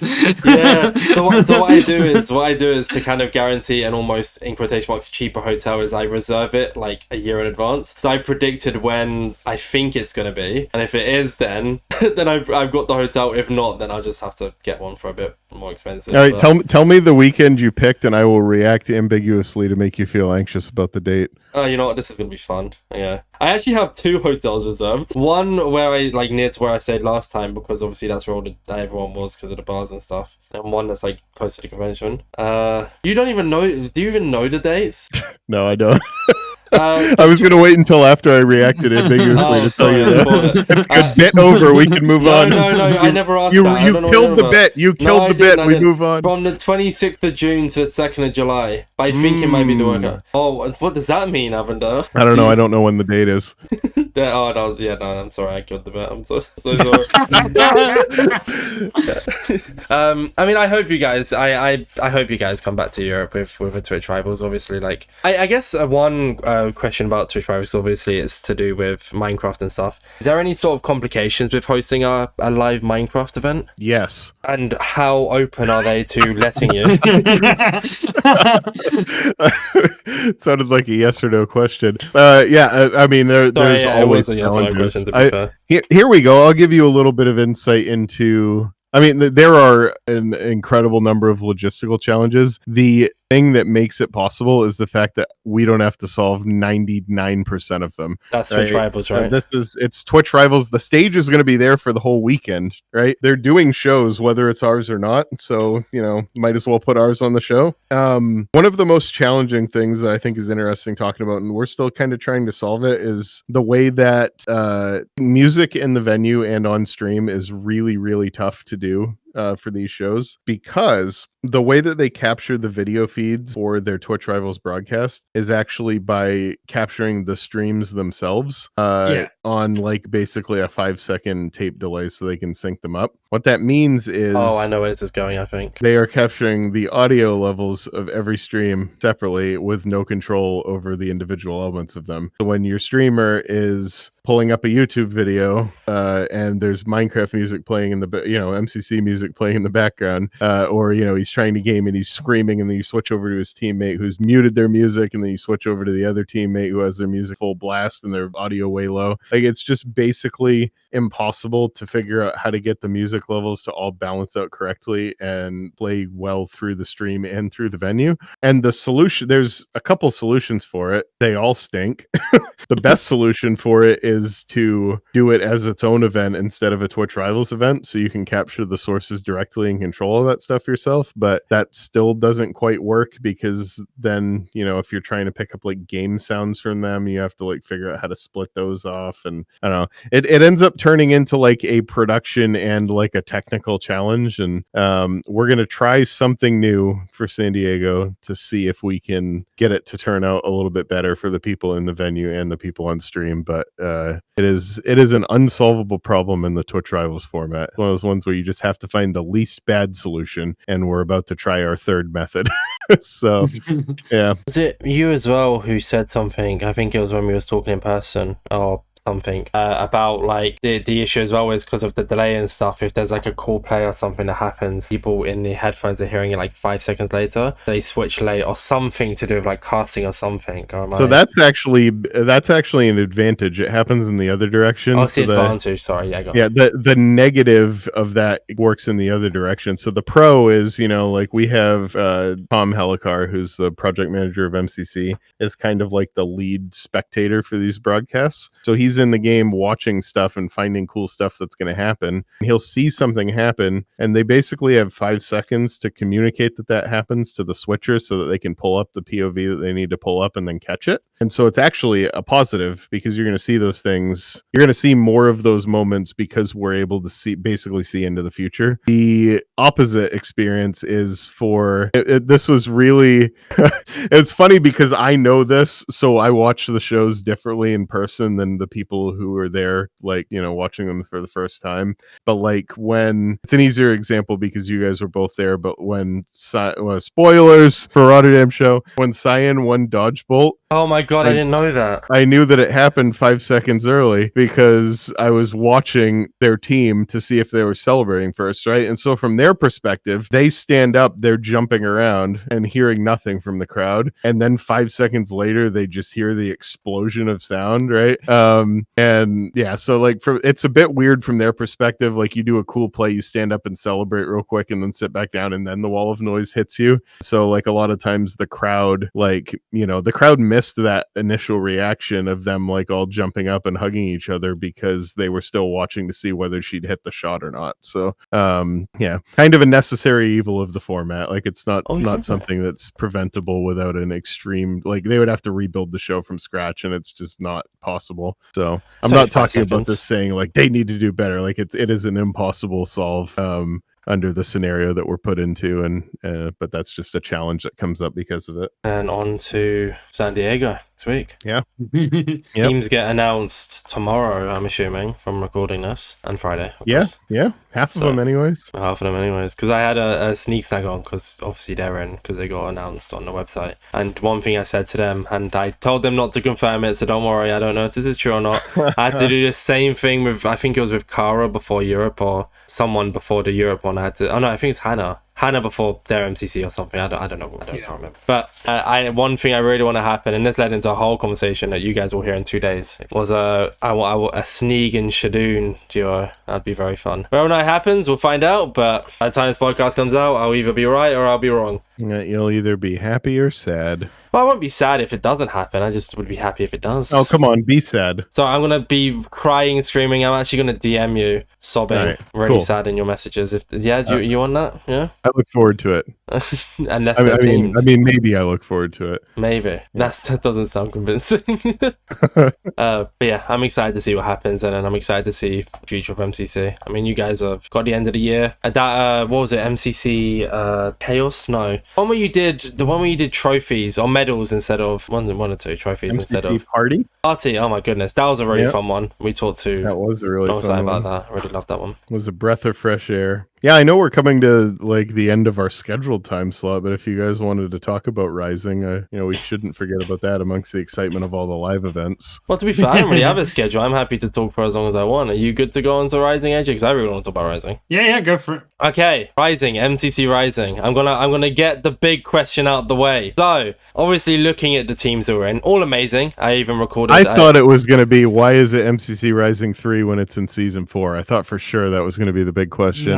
No, because you missed a year. It only makes sense. I'm an MCC nerd. I know you skipped a year. Yeah, I am so sad that that's a thing, and you skipped a year. No, that the numbers don't match up, and I almost messed it up like 4 times when I was like doing intro. I guess to just host another one in 2 months, and then that way you can do MCC Rising 4 and then MCC Rising 5 next year, and then it'll be perfectly lined up. Interesting. We won't do that, but that's interesting. We're not going to do it, but I like the idea. The idea is there. That's going to be the exact response. Another thing we could do is not do one next year and then do one the year after, and then they would be more than one number apart, so it would be easier for my old brain to figure out. Yeah, true. I actually genuinely didn't think there was going to be one this year. Yeah. I remember because I predicted the first one by accident. I just made a concept team, and then you guys announced it like a week after, which was cool. I predicted that number 2 was going to be happening last year, but I turned around and said I don't think they'll do a third one this year, even if they do a third one at all. And then you did a third one this year. I kept saying, no, it's happening. I know it's happening.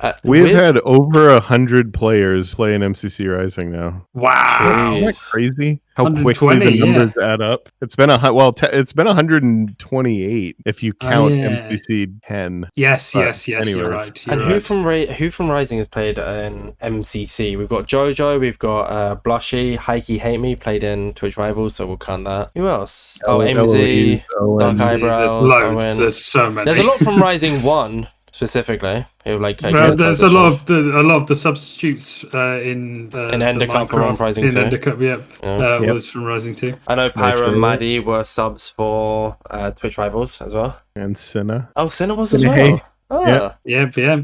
But my question, so like I said, the teams were absolutely amazing, and I've had a chance to talk with 6 of them. Very, very cool. And to do we're doing a before and after video of MCC, but I need to schedule in the after ones. But a lot of them were kind of not really event players, in quotation marks, event players. What was the process behind the teams picked this year? Yeah, so this is I don't want to show my whole hand here, right? Because there always be a little bit of mystery shrouded in it. But we talk about this quite a bit with the Rising players themselves, because they always ask, what made you pick our application? And I think the first thing that I want to say about picking, well, first of all, I guess I should mention why am I talking about this? First year we did fan applications was for MCC 10, and we got got a crazy amount of applications. The person who was in charge of the review process for those left Noxcrew before MCC Rising. So somebody different headed up that process for MCC Rising, and they left the company before MCC Rising 2 happened. It's not a good streak. Yeah,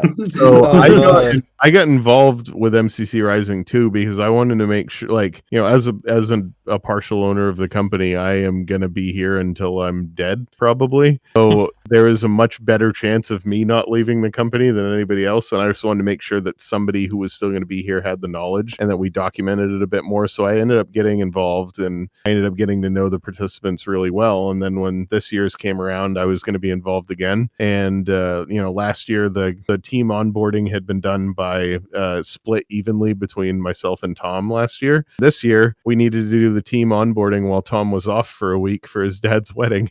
So I did all of them by myself. They take an hour each. priorities are in the wrong place, sadly. Yeah, I did all of them. So at this point in time, like, I've just kind of like turned into the guy who's like, I guess, in charge of producing these. And, you know, contestant relations isn't really like a role that we have, but I've kind of like accidentally started doing it over the past year or so, and it's fun. So I'm probably going to keep doing it. But yeah, anyways, I say all that. That's why I'm talking about this. How do we pick teams? I'm going to tell everything, but like the first thing people need to know is when you sit down, announce MCC Rising, when I say you, I mean, you know, us, Noxcrew, you get really excited because you love MCC Rising and you love watching applications and you're so excited to have it happen. And then, you know, the wave of applications comes in. This year we got almost 1,000 apps.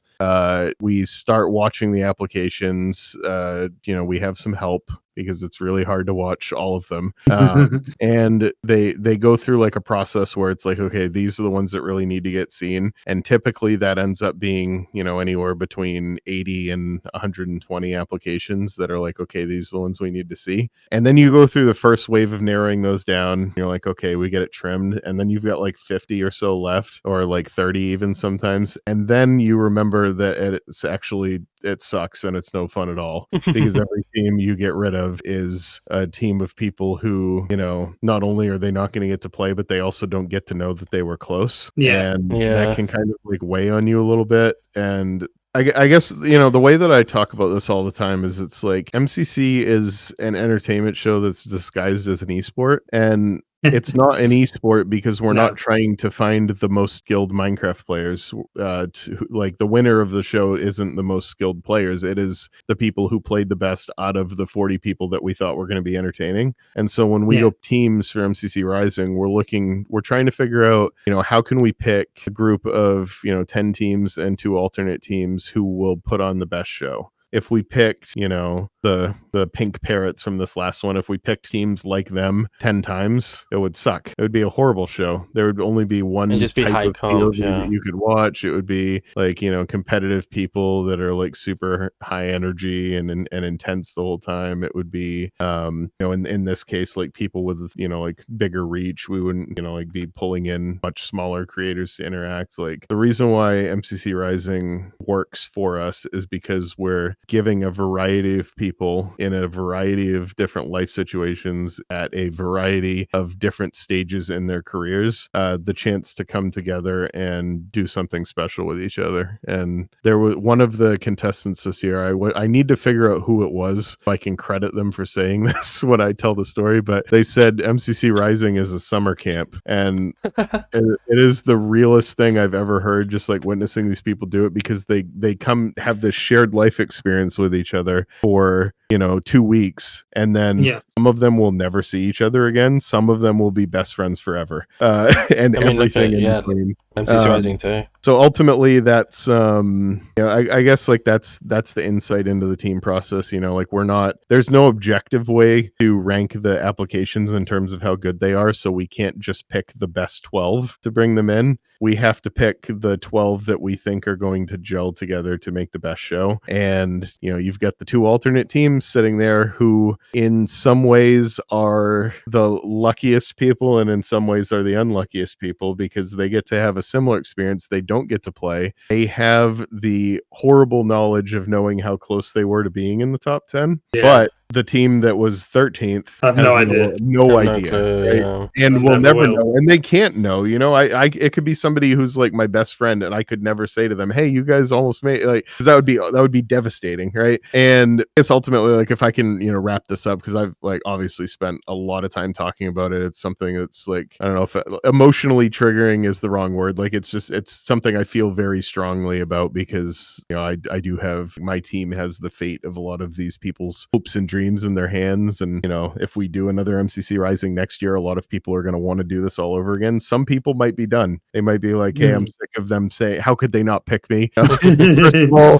the math says you're not going to get in, right? There are, you know, 1,000 applications that come in. We pick 12. Overwhelmingly, the math is going to win. You are not going to get in, right? So what we want this experience to be is you and 3 of your friends having a good time making a video and then watching other people's videos. That's what MCC Rising is at its most important level. The show is super important, but the more important thing to us is that we'll have fun and like, you know, do what you need to do to make your video. But I'm gonna give like a bit of a, you know, bold Avondale opinion here. I think if you're spending money to get your video produced, you're doing MCC Rising wrong. Well, yeah, it's meant to just be fun. Here, this is who we are. This is what we do. Yeah, I legitimately heard somebody say this year, or read it somewhere online. They said that, like, you know, they spent money on their editor and can't believe they didn't get in. And it's like, that's not what this is about, right? Like get on, you know, get on a server, have some fun with your friends, tell a couple of jokes, like, what, you know, turn out a video that you're proud of, that you had fun with. Don't need to overproduce it. Just make sure you're having a good time showing it off. And you know, if you manage to escape from the pack and you get in, you'll have a great time. And I think if you look at the videos, like, for the most part, maybe with the exception of the Pink Parrots video, like, which, you know, Blockfax made and produced himself, and like he took it as a challenge to himself, to like how he could produce content at that level. So like that one was probably a little bit more like overproduced, but for the most part, the videos that made it in this year were not like crazy produced, right? It was stuff that you can make with, you know, just the 4 of you, or maybe one extra friend filming with a camera, and then you just clip it together. So yeah, I don't know. And I hope that comes across when people watch apps. I hope people don't watch apps and go, "Wow, the video editors must have made a killing on the," you know, like that would be the wrong impression to have after watching the application videos, I think. I guess just out of curiosity, and my question here is strictly what I'm asking, is like, if you remember, because I know you watch so many, and AJ, if you don't want this to be answered for you, then feel free. Did you like our applications? Like, at least, like, I as a pure basis, like, that's strictly what I'm asking. Did you, if you remember those, did you like ours? So this is This is exactly what you talked about. it's edging into territory where No, it's no, like, I'm messing, right? Yeah, You I don't don't have think to answer. I don't think either of your videos were bad. Okay, we'll take that. Yeah, I that's disagree. what I I'll think say. ours I was would terrible. say well, no, you're fine. Like for people like you, people ask that question all the time. Yeah. Like, hey, what could I have done differently? Well, I And didn't even this ask that. I year- just asked, did you like it? Yeah, well, no, but there's Ouch. you're thinking No, that. don't- You're yeah. thinking that, right? Okay, let me rephrase that then. For people who want to ask that question, like, you know, Wadebox did a great video this year. He asked a lot of the same questions last year. I answered them, and this year when it came around, he made a video that I think his video really like showed that he gets it. To the point where, like, you know, I'm not like hiring an MCC Rising team picker, but if there was a job opening and Wadebox applied, I would be like, you know, quickly can you sign up? Be like, that's the level that I felt like he got it from that video. So Oh, I Yeah. think I'm aware that Wade predicted like 8 of the teams that you picked. So, and that's the funny thing, is like, it's literally just luck at that point. Like there's no way yeah, exactly. you could predict, because again, it's just No. like the math doesn't win, and it's like there's no way to objectively rank them. It's just like who ends up, the team of us that ends up picking them. It's like, man, that one joke just really got us. Like that was the thing that tickled us. I couldn't forget about this video because they said that one thing, and that, you know, that won't land the same for everybody. So Yeah, also there's the idea that, you know,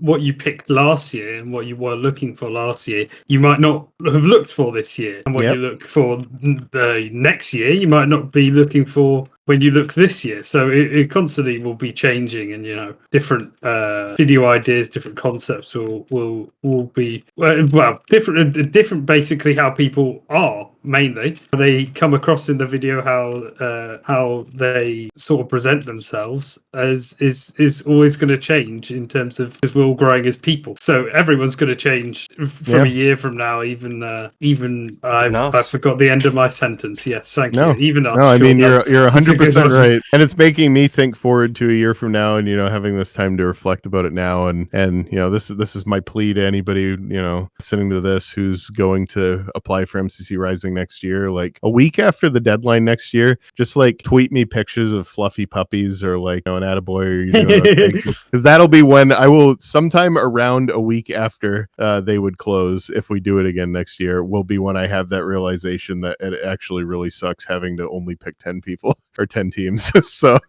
yeah, also, send me some pick-me-ups, please. I'll need them. Also, I think the other big thing is, when it comes down to it, you're playing Minecraft games. Obviously, it's a huge opportunity. It's a huge, amazing thing. But it's a fun Minecraft event, and that's the main thing. Yeah, you're right. And I think did they play? They played Meltdown first this year, right? No, they played. It was like third. Yeah, played Tugtos first. I remember you saying the Meltdown was amazing, so I went back and watched it. And it was so good. It was so good.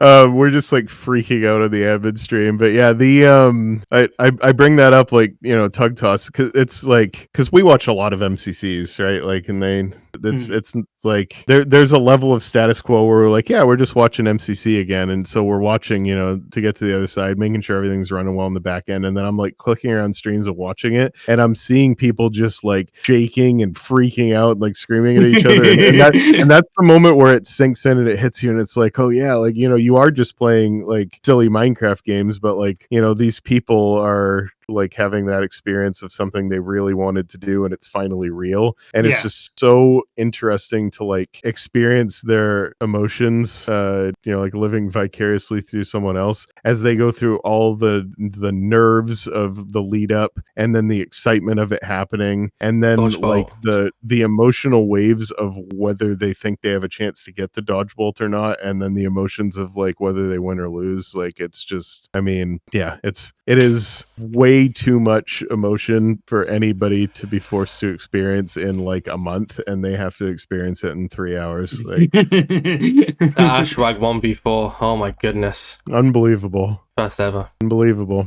What was I was going to say? Oh, that's it. With Rising, kind of linking back to what AJ said there, I've made like the same tweet every single time Rising has happened. And this year I decided to tweet it off InsideMC because it's getting more traction in Inside Orbits nowadays, so it was kind of worth it. It was like the whole, with Rising, like if you're applying, like I think a lot of them, this is speaking from my own perspective, not from you, so I want to make it very clear this is me talking. It's like, I feel like a lot of the time, a lot of people look to get into Rising, and you can kind of see it in some people's applications to see it as like a content growth or like a content farm. But if I was, like once again from me, if I was the one picking teams or choosing who got in, I think a lot of people need to, and hopefully it happens next year, and I think it did happen a good lot this year, is people need to look more for getting in to be like, oh my god, I'm playing an MCC, as opposed to, oh my god, how can I grow from this? And obviously like the growth aspect helps, like it's definitely a good thing to think of, because you're going to get a lot of eyes on you. How do you capitalize on that? And a lot of teams did an amazing job of doing so, but a lot of the teams got in because they were more focused on oh my god, I get to play an MCC.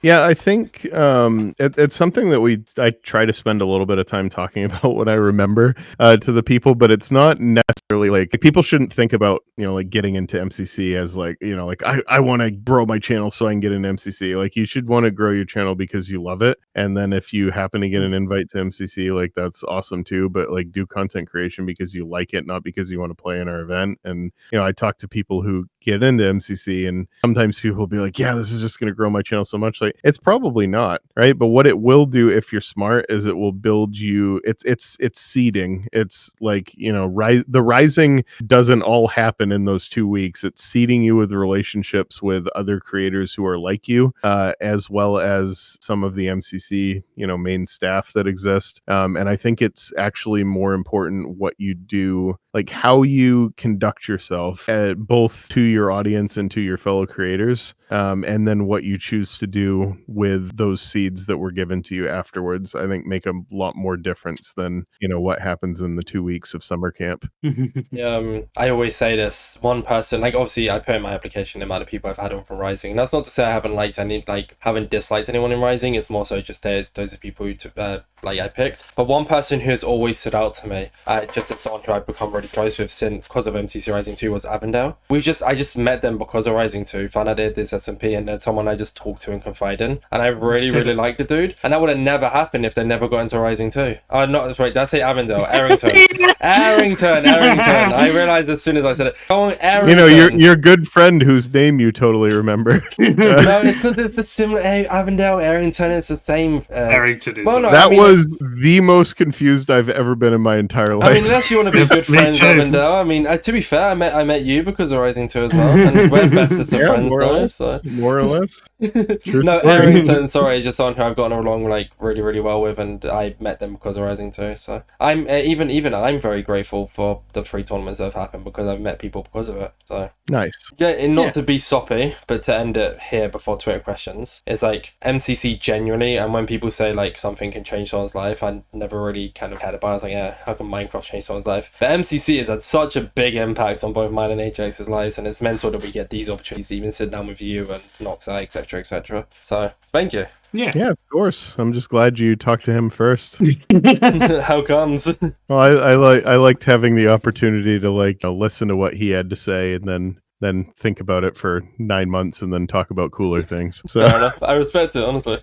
And wait, did Noxai get a cool animation? I don't think he did. do I get a cool animation? You do, yeah, because Very Rory cool. animates. He has a cooler voice than I do, though, so he's got that going for him. Hold on, let me check. Noxai InsideMC. Did he have a... He does not. No, he had the Minecraft skin sitting in the game, whereas you're getting a cool moving around animation, so... Yo, let's go. That's one up, I guess. With that, then, to end it there, unless you wanted to speak about anything else, we do have some Twitter questions for you today. I think we've probably got through just about everything. Like I was more interested in talking about what you guys wanted to talk about, and then whatever vaguely related side tangents I fell off on. And you know, we're sitting here, the timer crossed 2 hours, so I'd say we've got a pretty good amount of content. So let's do some Twitter questions. AJ, do you want to go first, or should I? You. Okay, first one What is a from noise. Aragon Telly. What is your favorite part of working with creators? This is an interesting question that I could not have answered a year ago. I'm happy that you asked it to me now. So I really only started working with creators directly basically as a result of like us launching merch, and then doing like TwitchCon Las Vegas was the first time. I didn't know anybody. I was super awkward. It was also like the first time I really felt like I left my house since COVID and, you know, having a baby. So that was like a pretty substantial moment for me, but just kind of like, I mean, it's going to sound like really stupid, I guess, and kind of a little bit lame, but just like so many of the people in the Minecraft scene are so awesome. And like, I feel like the way that we choose to run our show and choose to run our relationships, like we don't have any formal agreement with anybody who plays in MCC. You just sign up if you want to, you come play, you have no obligation to do anything. Like I think it enables us to be friendlier, like and gummier with them than brands are typically able to be with creators that they work with. And so I guess like the lame thing that I'm saying, and the thing that sounds kind of soppy, is just like I feel like, you know, I'm making some friends with some really awesome people. You know, like when I bump into DPK and his fiance for 2 days long, the day before TwitchCon Las Vegas, and we're able to like secretly congratulate them because I know that they're getting married while they're there. Like it's like moments like that. Like CPK is such an awesome dude. Like he's our boss. Yeah, well, not InsideMC boss, to make that clear. All things MCC. And just being like, you know, friendly enough with the creators that I know I can literally like hop into their DMs with like a funny like joke that I saw, or just like ask them a random question that they might have the answer to is really great. And it's funny, people, it's like a lot of the Rising people asked me like who my favorite like MCC creators are, and I would basically just list like the entire active cast right now because so many of them are so great. So even like Scott, like I've gotten to know Scott so much much better over the last year, like producing these events with him, and I understand him as a person a lot better, and him and I have a much better time like when we hang out now than like the first few times that we met, when it was like felt a lot. It doesn't feel transactional anymore, I guess is what I'm saying. Like it feels like these people like, you know, play in our show because they like our stuff and they like us, not because like it's a business thing, and that is pretty fulfilling. I mean, I got to see that. I won't say too much, but I got to see that firsthand at TwitchCon, like the talk between creators and like the trust and stuff like that. It was cool. It was nice to see. I've got a question is from Aaron is P cool. If you could be one animal, what would it be? Or what would it not be? Sorry, what? Okay, So what would it not what animal be? do you hate the most? Yeah. What animal do I hate? What animal would have the most miserable experience? Man, I mean, there'd be a lot of unique things. I feel like, you know, something like a mosquito would probably be pretty sad, or like because like with a fly, it would be really cool to like see out of a billion eyes or whatever that would look like, you know, kaleidoscope vision. Mosquito would probably be pretty lame. Tick would really stink. In terms of thing, like the original thing I thought was like, you know, is there like an animal that's really secluded or something? Like maybe, you know, one of the fish that lives like in the Mariana Trench or whatever. Well, like grasshopper would be like, pretty boring. that'd probably be awesome. Grasshopper could be boring, but like, I don't know, like exploring the grass when it's like 10 times taller than you are and being able to like, I don't know, I think it'd be cool. It's a lame answer. Probably like a tick or a mosquito would be kind of lame, like really small bugs that are just like pests to all other creatures. I don't think there's a not lame answer there, to be fair. So, you know, I respect it. I respect the attempt. It was an interesting question by throwing that inverse in there, because I think if it was the other question, like what animal would you want to be, like people would expect me to say like, you know, lobster man, and I would agree. Lobster. Nice. The next one comes from Family Cupcake Gaming. I'm gonna say their question, but I'm gonna slightly reword it to I guess what I want to hear, and feel free to answer whatever. Where do you think the Minecraft event scene will be in the next few years? And I kind of want to reword this to specifically MCC. Where do we think MCC will be in, if you, without revealing a roadmap here, I guess? I mean, imagine thinking we had a roadmap that stretches that far, you know, like I don't even know what we're doing next month. Well, you do, MCC, right? I don't know.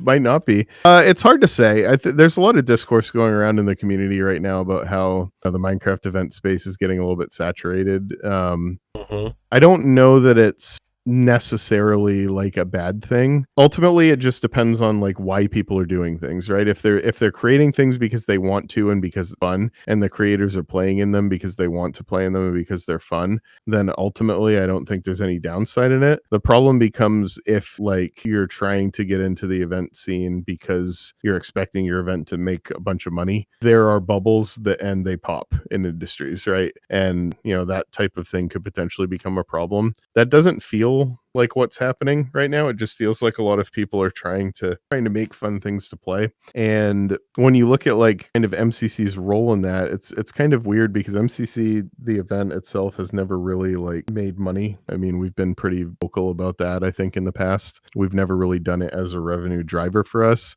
We got paid to do the Twitch cons this year. We got paid to do the Ender Cup. You know, it's not like a wildly profitable number. Like it's covering the development cost of MCC event for the year, which is nice. But I still don't know that ultimately like we're trying to do MCC event specifically to try to make like a crazy amount of money. Like I think really we're still doing it because we like the content, we want to produce the content, and it keeps leading to cool opportunities. Like the BTS show and the Muppet show happened because because MCC was successful. Obviously the Ender Cup did. That's not a surprise, but those other two are maybe like a little bit of a shock. Like it's, you know, that the traffic that we get and the recognition we get for that pays off in other ways that aren't necessarily as visible. So yeah, in terms of like the actual like, you know, MCC and what it looks like in, you know, the next 2 to 5 years, it's hard to say. It's hard to say what it'll even look like, you know, next year, assuming we continue it on next year. There's no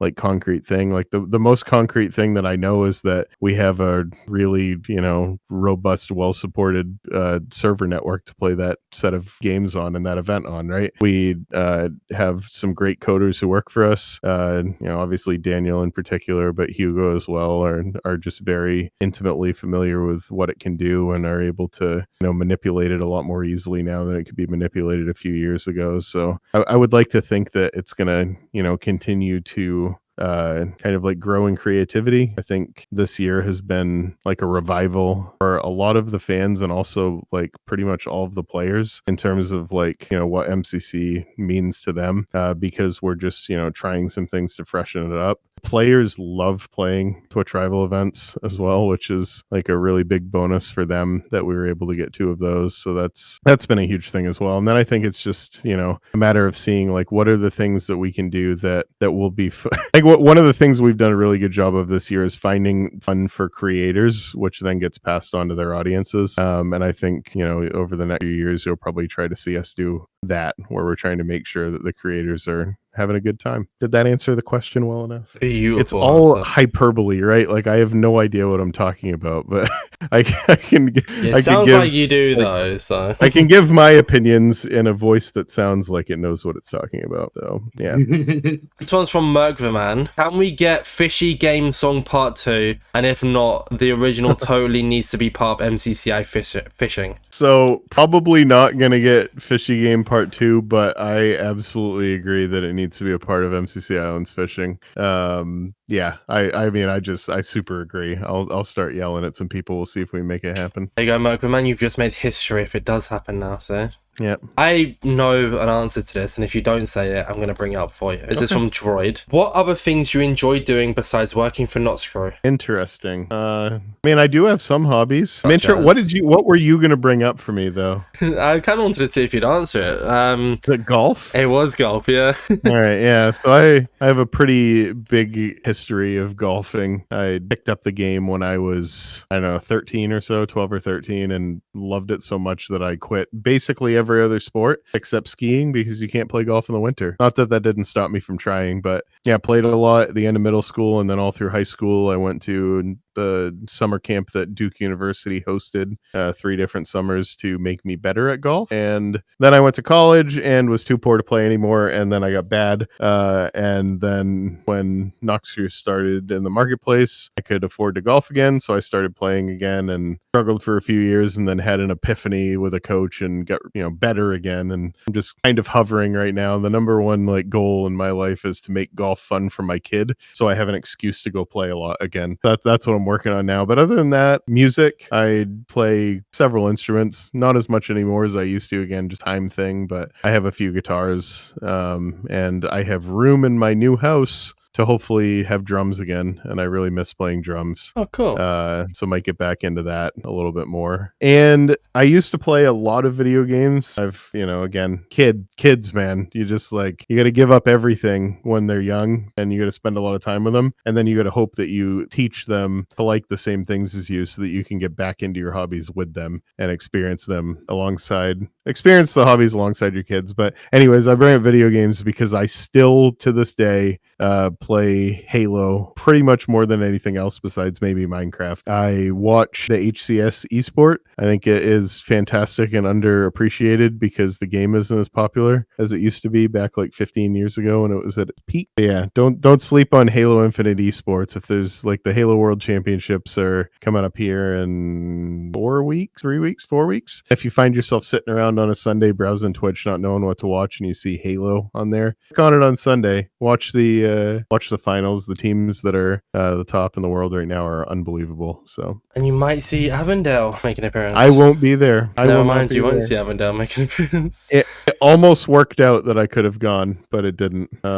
So that was unfortunate, but maybe someday. Me and my dad, about a lot more when I was younger, we used to go play pool like every single Saturday, and so I got really good at that. Someone was at the after party, actually, we was playing pool. I don't really play American pool, it's always English one. We was playing that, and everyone was like, what? And I was like, yeah, I play on occasion. I don't really play too much anymore, but we went out the other night during, it was actually during Rising, that's why I missed the first half of it, because I just wanted to spend some time with him. And I hadn't played in months, and I was so good that I went 3 games ahead and thought I was finally going to beat him. And then there was 10 minutes left of our time. He won 4 games in a row, and I told him, if you beat me in this last game, I'm going to be very annoyed. And he beat me, and I was very annoyed. And he didn't believe me, and I said, I warned you that I was going to be very annoyed. So it's always nice when funny. Like, you know, you have this like little hobby with, for me it's with my dad, and then you're gonna just, you know what, just constantly play golf videos, and then in the back of their brain process it as something they really, really like. And then when they're older, bang, they'll love it for no reason. For them, it's no reason. The good news is he already has his own golf clubs, and we have a spot in the yard where he can hit them. And we go out probably twice a week, and I have to tee the balls up for him because he's still struggling to do that. He can do it, he just doesn't want to because he can't get it the first try, and then he'll just hit balls into the yard. And so far, he can't hit them far enough to break anything, but we'll cross that bridge when I come to it. So. But now it's not a worry, soon to be a worry.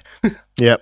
That's a problem for future me. And then future you's going to be looking back on this podcast being like, why did I not deal with that now? Yeah. This one is from Schliber. Cool. How were you so effortlessly cool? What makes you think I don't put effort into it? You seem pretty laid back and cool, at least from this podcast. I mean, that's the appearance that I'm trying to give off. You're like sat back in your... See, the POV I have in my head is like you're sat back in your chair, legs crossed. But actually, you're sitting forward right up against the monitor, right next to your mic. Yeah, leaning forward so you get good voice quality. I am trying to correct my posture. Now, I mean, I'm old. What can I say? Like, just good to know when to let things roll. Actually, I mentioned playing Halo Infinite. I feel like I play that game because it is something consistent and trivial in my life that I can get angry at. It's a good like source of like irritation for me. It's a good like vessel to vent is by getting mad that I'm bad at that game. So yeah. Anyways, we got two more Twitter questions. Two more? Well, yeah, two more I'm going to ask. Well, most of them we've covered. Like, unless you find one that you want to be asked, I mean... All right, we've got three more, unless there's more. So, we'll ask my one before we ask the coincidental ones that I've just thought of somehow. It's from Toxable, but I'm going to reword their question. What is your favorite MCC song? Oh, okay. So that's not what they asked, but I'm rewording it to be that. So. No, it's a tough question. Because I love the Ace Race music, but my favorite, the song that I want to pick out. Terra Swoop Force song is obviously really important to me as well, but Super Hole in the Wall was the first Minecraft map that ever had its own full in-game soundtrack, and it's not a song that we use anymore. We haven't used it in MCC, but Space Wall from the Super Hole in the Wall soundtrack is my favorite, I'll say MCC adjacent song of all time, but Ace Race is really good. MCC related song, there we go. Shoot 'Em Down's music was really good as well, game show. Back in the day. I played guitar licks as on one of the songs of Monsters from the Ice. Some little acousticy things, noodling to set the ambient mood when you're walking through the snow from the first time. Pirates Christmas, which is a free Bedrock map that we have on our website. We actually worked with like an acting and singing troupe for the music in that map, and that's really entertaining to me as well. So yeah, I don't know. I know it's not like all MCC stuff directly, but there's been some really cool stuff that we've done musically throughout the years that just makes me really happy. The next one comes from Kuba Bablion, and this was my one. Definitely, I'm choosing to ask. Are you proud of your Parkour Warrior course? And they added, I think it's awesome. My Parkour Warrior course, I am so proud of. There's like 4 or 5 different paths you can jump up to get up the cookies. And I always wanted to build one. I think I mentioned it earlier while it was on the podcast. But I can't build anymore, you know? So I always just build myself into things. But yeah, I did that as actually a test for our procedure for getting maps in, because I didn't know how long it was taking to get them through the pipeline, and rather than just like ask or try to figure it out, I just did it myself to see how long it took. And it took less time than I expected, which made me happy. Yeah, I just really wanted to see what it took, how, like, if I was auditing the process, you know, like, was I able to figure out how to do this stuff myself, or did I need to ask for help? I was able to do it myself. It got through in a timely manner. I was pretty happy, and it makes me so happy when I'm playing Parkour Warrior and it just like randomly pops up and I didn't know it was there. And I'm like, oh, it's me again. I have never run into it. I actually haven't played a ton of Parkour Warrior Survivor since it got put in, but I would love to run into it in that game mode in sometime. That would make me really happy. I mean, I think I was on stream I was playing, and you were there. It was like, hi, Insane. Like, hello. I was like, why have they called me Insane? So that was certainly something. That was the only thing I pick up from that conversation, is that I got called Insane instead of Orbits, which is something. My bad. No, it's not. It's fine. Like, I don't mind being called Insane, I guess. Everyone calls me Orbits. So to hear that was like, see that was like, they taunted me? Hello? So. Well, today I learned. Orbits is like normal, I guess. I don't know. Another one from Emily Cupcake Gaming. I just wanted to space out their questions, definitely. What is some advice you'd give to someone looking to make a career like yours online? I love this question. I love talking about stuff like this. I also love talking to people who are in this scenario. So if like it's something where you're trying to find work and you don't know how to apply your skills, like reach out. I talk to people about stuff like this all the time. I think my number one, like usually the way this question gets asked is like, what advice would you give somebody who's like wants to create content in Minecraft? And the thing that I always tell people is that you just need to finish something. It doesn't matter what it is, how bad it is. You need to finish something so that somebody else can play it. Because what happens when you create in Minecraft is almost exclusively people who are creating in Minecraft are creating because they saw somebody else do it and they want to do it too. And what happens with people who try is that perfection becomes the enemy of good, and you end up not shipping anything and never achieving your goal because you just never finished anything. So that's like the number one advice there is just finish something, let somebody play it, listen to their feedback, and then figure out how to make it better based on what they said, and just keep doing it like that. It helps make you better. Eventually you'll get to a point where it's high enough quality that you can publish it in some sort of a way, and that's the first step towards doing something like this professionally. However, a career like mine makes this question completely different because I don't really know what I do. Like, I know all of the things that I do, but I don't know like what defines a career like mine. There's just so many different things that I end up having to put my hands into. It means that typically my job doesn't get boring, which is really nice. I think ultimately, I think it's important to hold yourself to consistent standards, hold other people to consistent standards, and to understand, especially like when you're in a position where you have to manage people, to understand whether you're setting people up in a position to succeed or not. If there's somebody who, works for you who isn't getting their work done, and you're like, oh, why isn't this person getting their work done? Like, the first thing you should think about is actually like, what am I doing to help make sure that they can get their work done? Have I, established the standards that I expect from them correctly? Do they know what my expectations are? Do they have all the tools they need to do their job? Is everything going okay in their personal life that is enabling them to come to work and give me the creative energy they need to give me? Stuff like that. Just being consistent, critical of yourself, willing to have humility and to accept that you might be the person who's the cause of the issue. And I think generally when you approach things like that in this line of work, treating people with respect, being professional. It's another great example of something that you can do just in general. But like, if let's say you're a creator or you're a studio and you're reaching out to other brands, like having information be readily available. For example, if I was like a creator applying to be in something and I needed to send in a headshot or an icon to be used, naming your headshot or your icon like your name and then profile picture is such a small thing you can do that makes you look so much more professional, because somebody like me is sorting through a folder of image parentheses 54 and DCXIS 14.7 whatever, right? Like all these crazy file names. Like, it's that little bit of professionalism and I'm always consistency naming my of folders. product is great. So yeah, somewhere in there was the answer to that question, but I'm always happy to like talk with people as well and just see if I can help out. My current profile picture. So these are the names of it: Orbits mask mic mouth transparent flipped, Orbits mask mic transparent flipped, Orbits mask mic transparent, Orbits mask mic, Orbits mask no mic mouth transparent flipped, Orbits mask no mic transparent, Orbits mic, Orbits no mic transparent, Orbits no mic, Orbits mic transparent, Orbits mask no mic. So yeah, you get the idea. Profile picture, but professional, like an actual name for it is nice. So. Yep, we know who it is, so that's good.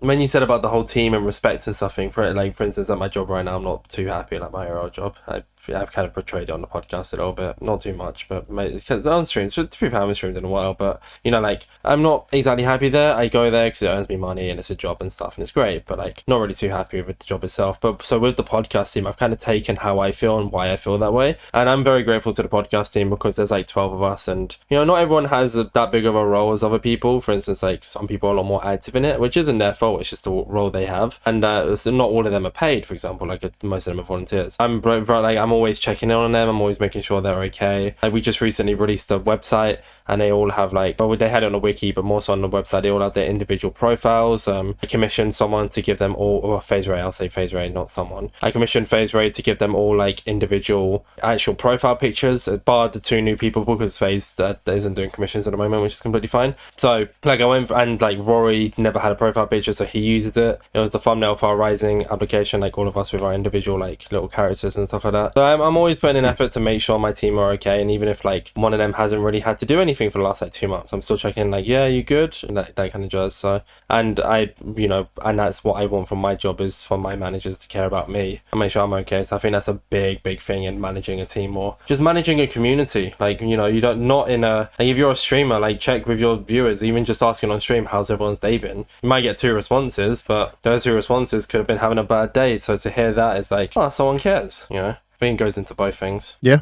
That's my way of putting it anyways. I agree. Are there any Twitter questions that I missed that you felt like answering? The rest I feel like we've kind of covered throughout the podcast, but if there's anything else you wanted to go over as a specific Twitter question? Or... No, I feel like over the past few questions that you've asked, you've gotten anything that I would have linked you secretly in DMs while you were talking during the podcast. Jeez, look at me. I guess I knew what you wanted to answer then. Look at me go. You're a mind reader. Oh my god, I'm just a good podcast host. You would have thought. Must be. With that being said then, before we do the outro here, I always like to give this opportunity for you to promote yourself for anyone looking to find you or Noxcrew or MCC or anything you want to promote. Floor is yours, please. Oh, geesh. Okay. I mean, Noxcrew.com is probably the easiest place to go. You will see pretty much everything we do there. The 2 Twitter accounts at Noxcrew and at MC Championship _ are let's pretty not forget important MCC as well. Island as well. That's kind of important. Yeah, you get the big things you get typically across the other ones. But yeah, the big 3 include Island as well. And, you know, then there's me. Avondale1718 on Twitter is probably the best place to see random musings. They don't happen a lot. You'll probably get like some random golf or music clips as well that I like into other people's timelines on accident. Sorry in advance. But yeah, I mean, the only other thing, you know, that might be worth doing is if you're not signed up for the MCC mailing list, like we try to push out through the mailing list anytime we do something big, like we announce MCC Rising or a Twitch event or an Ender Cup, stuff like that. So yeah, that is kind of your main source of news. If you miss it on Twitter, you can get it there. Discord is another great place. So yeah, MCC Discord for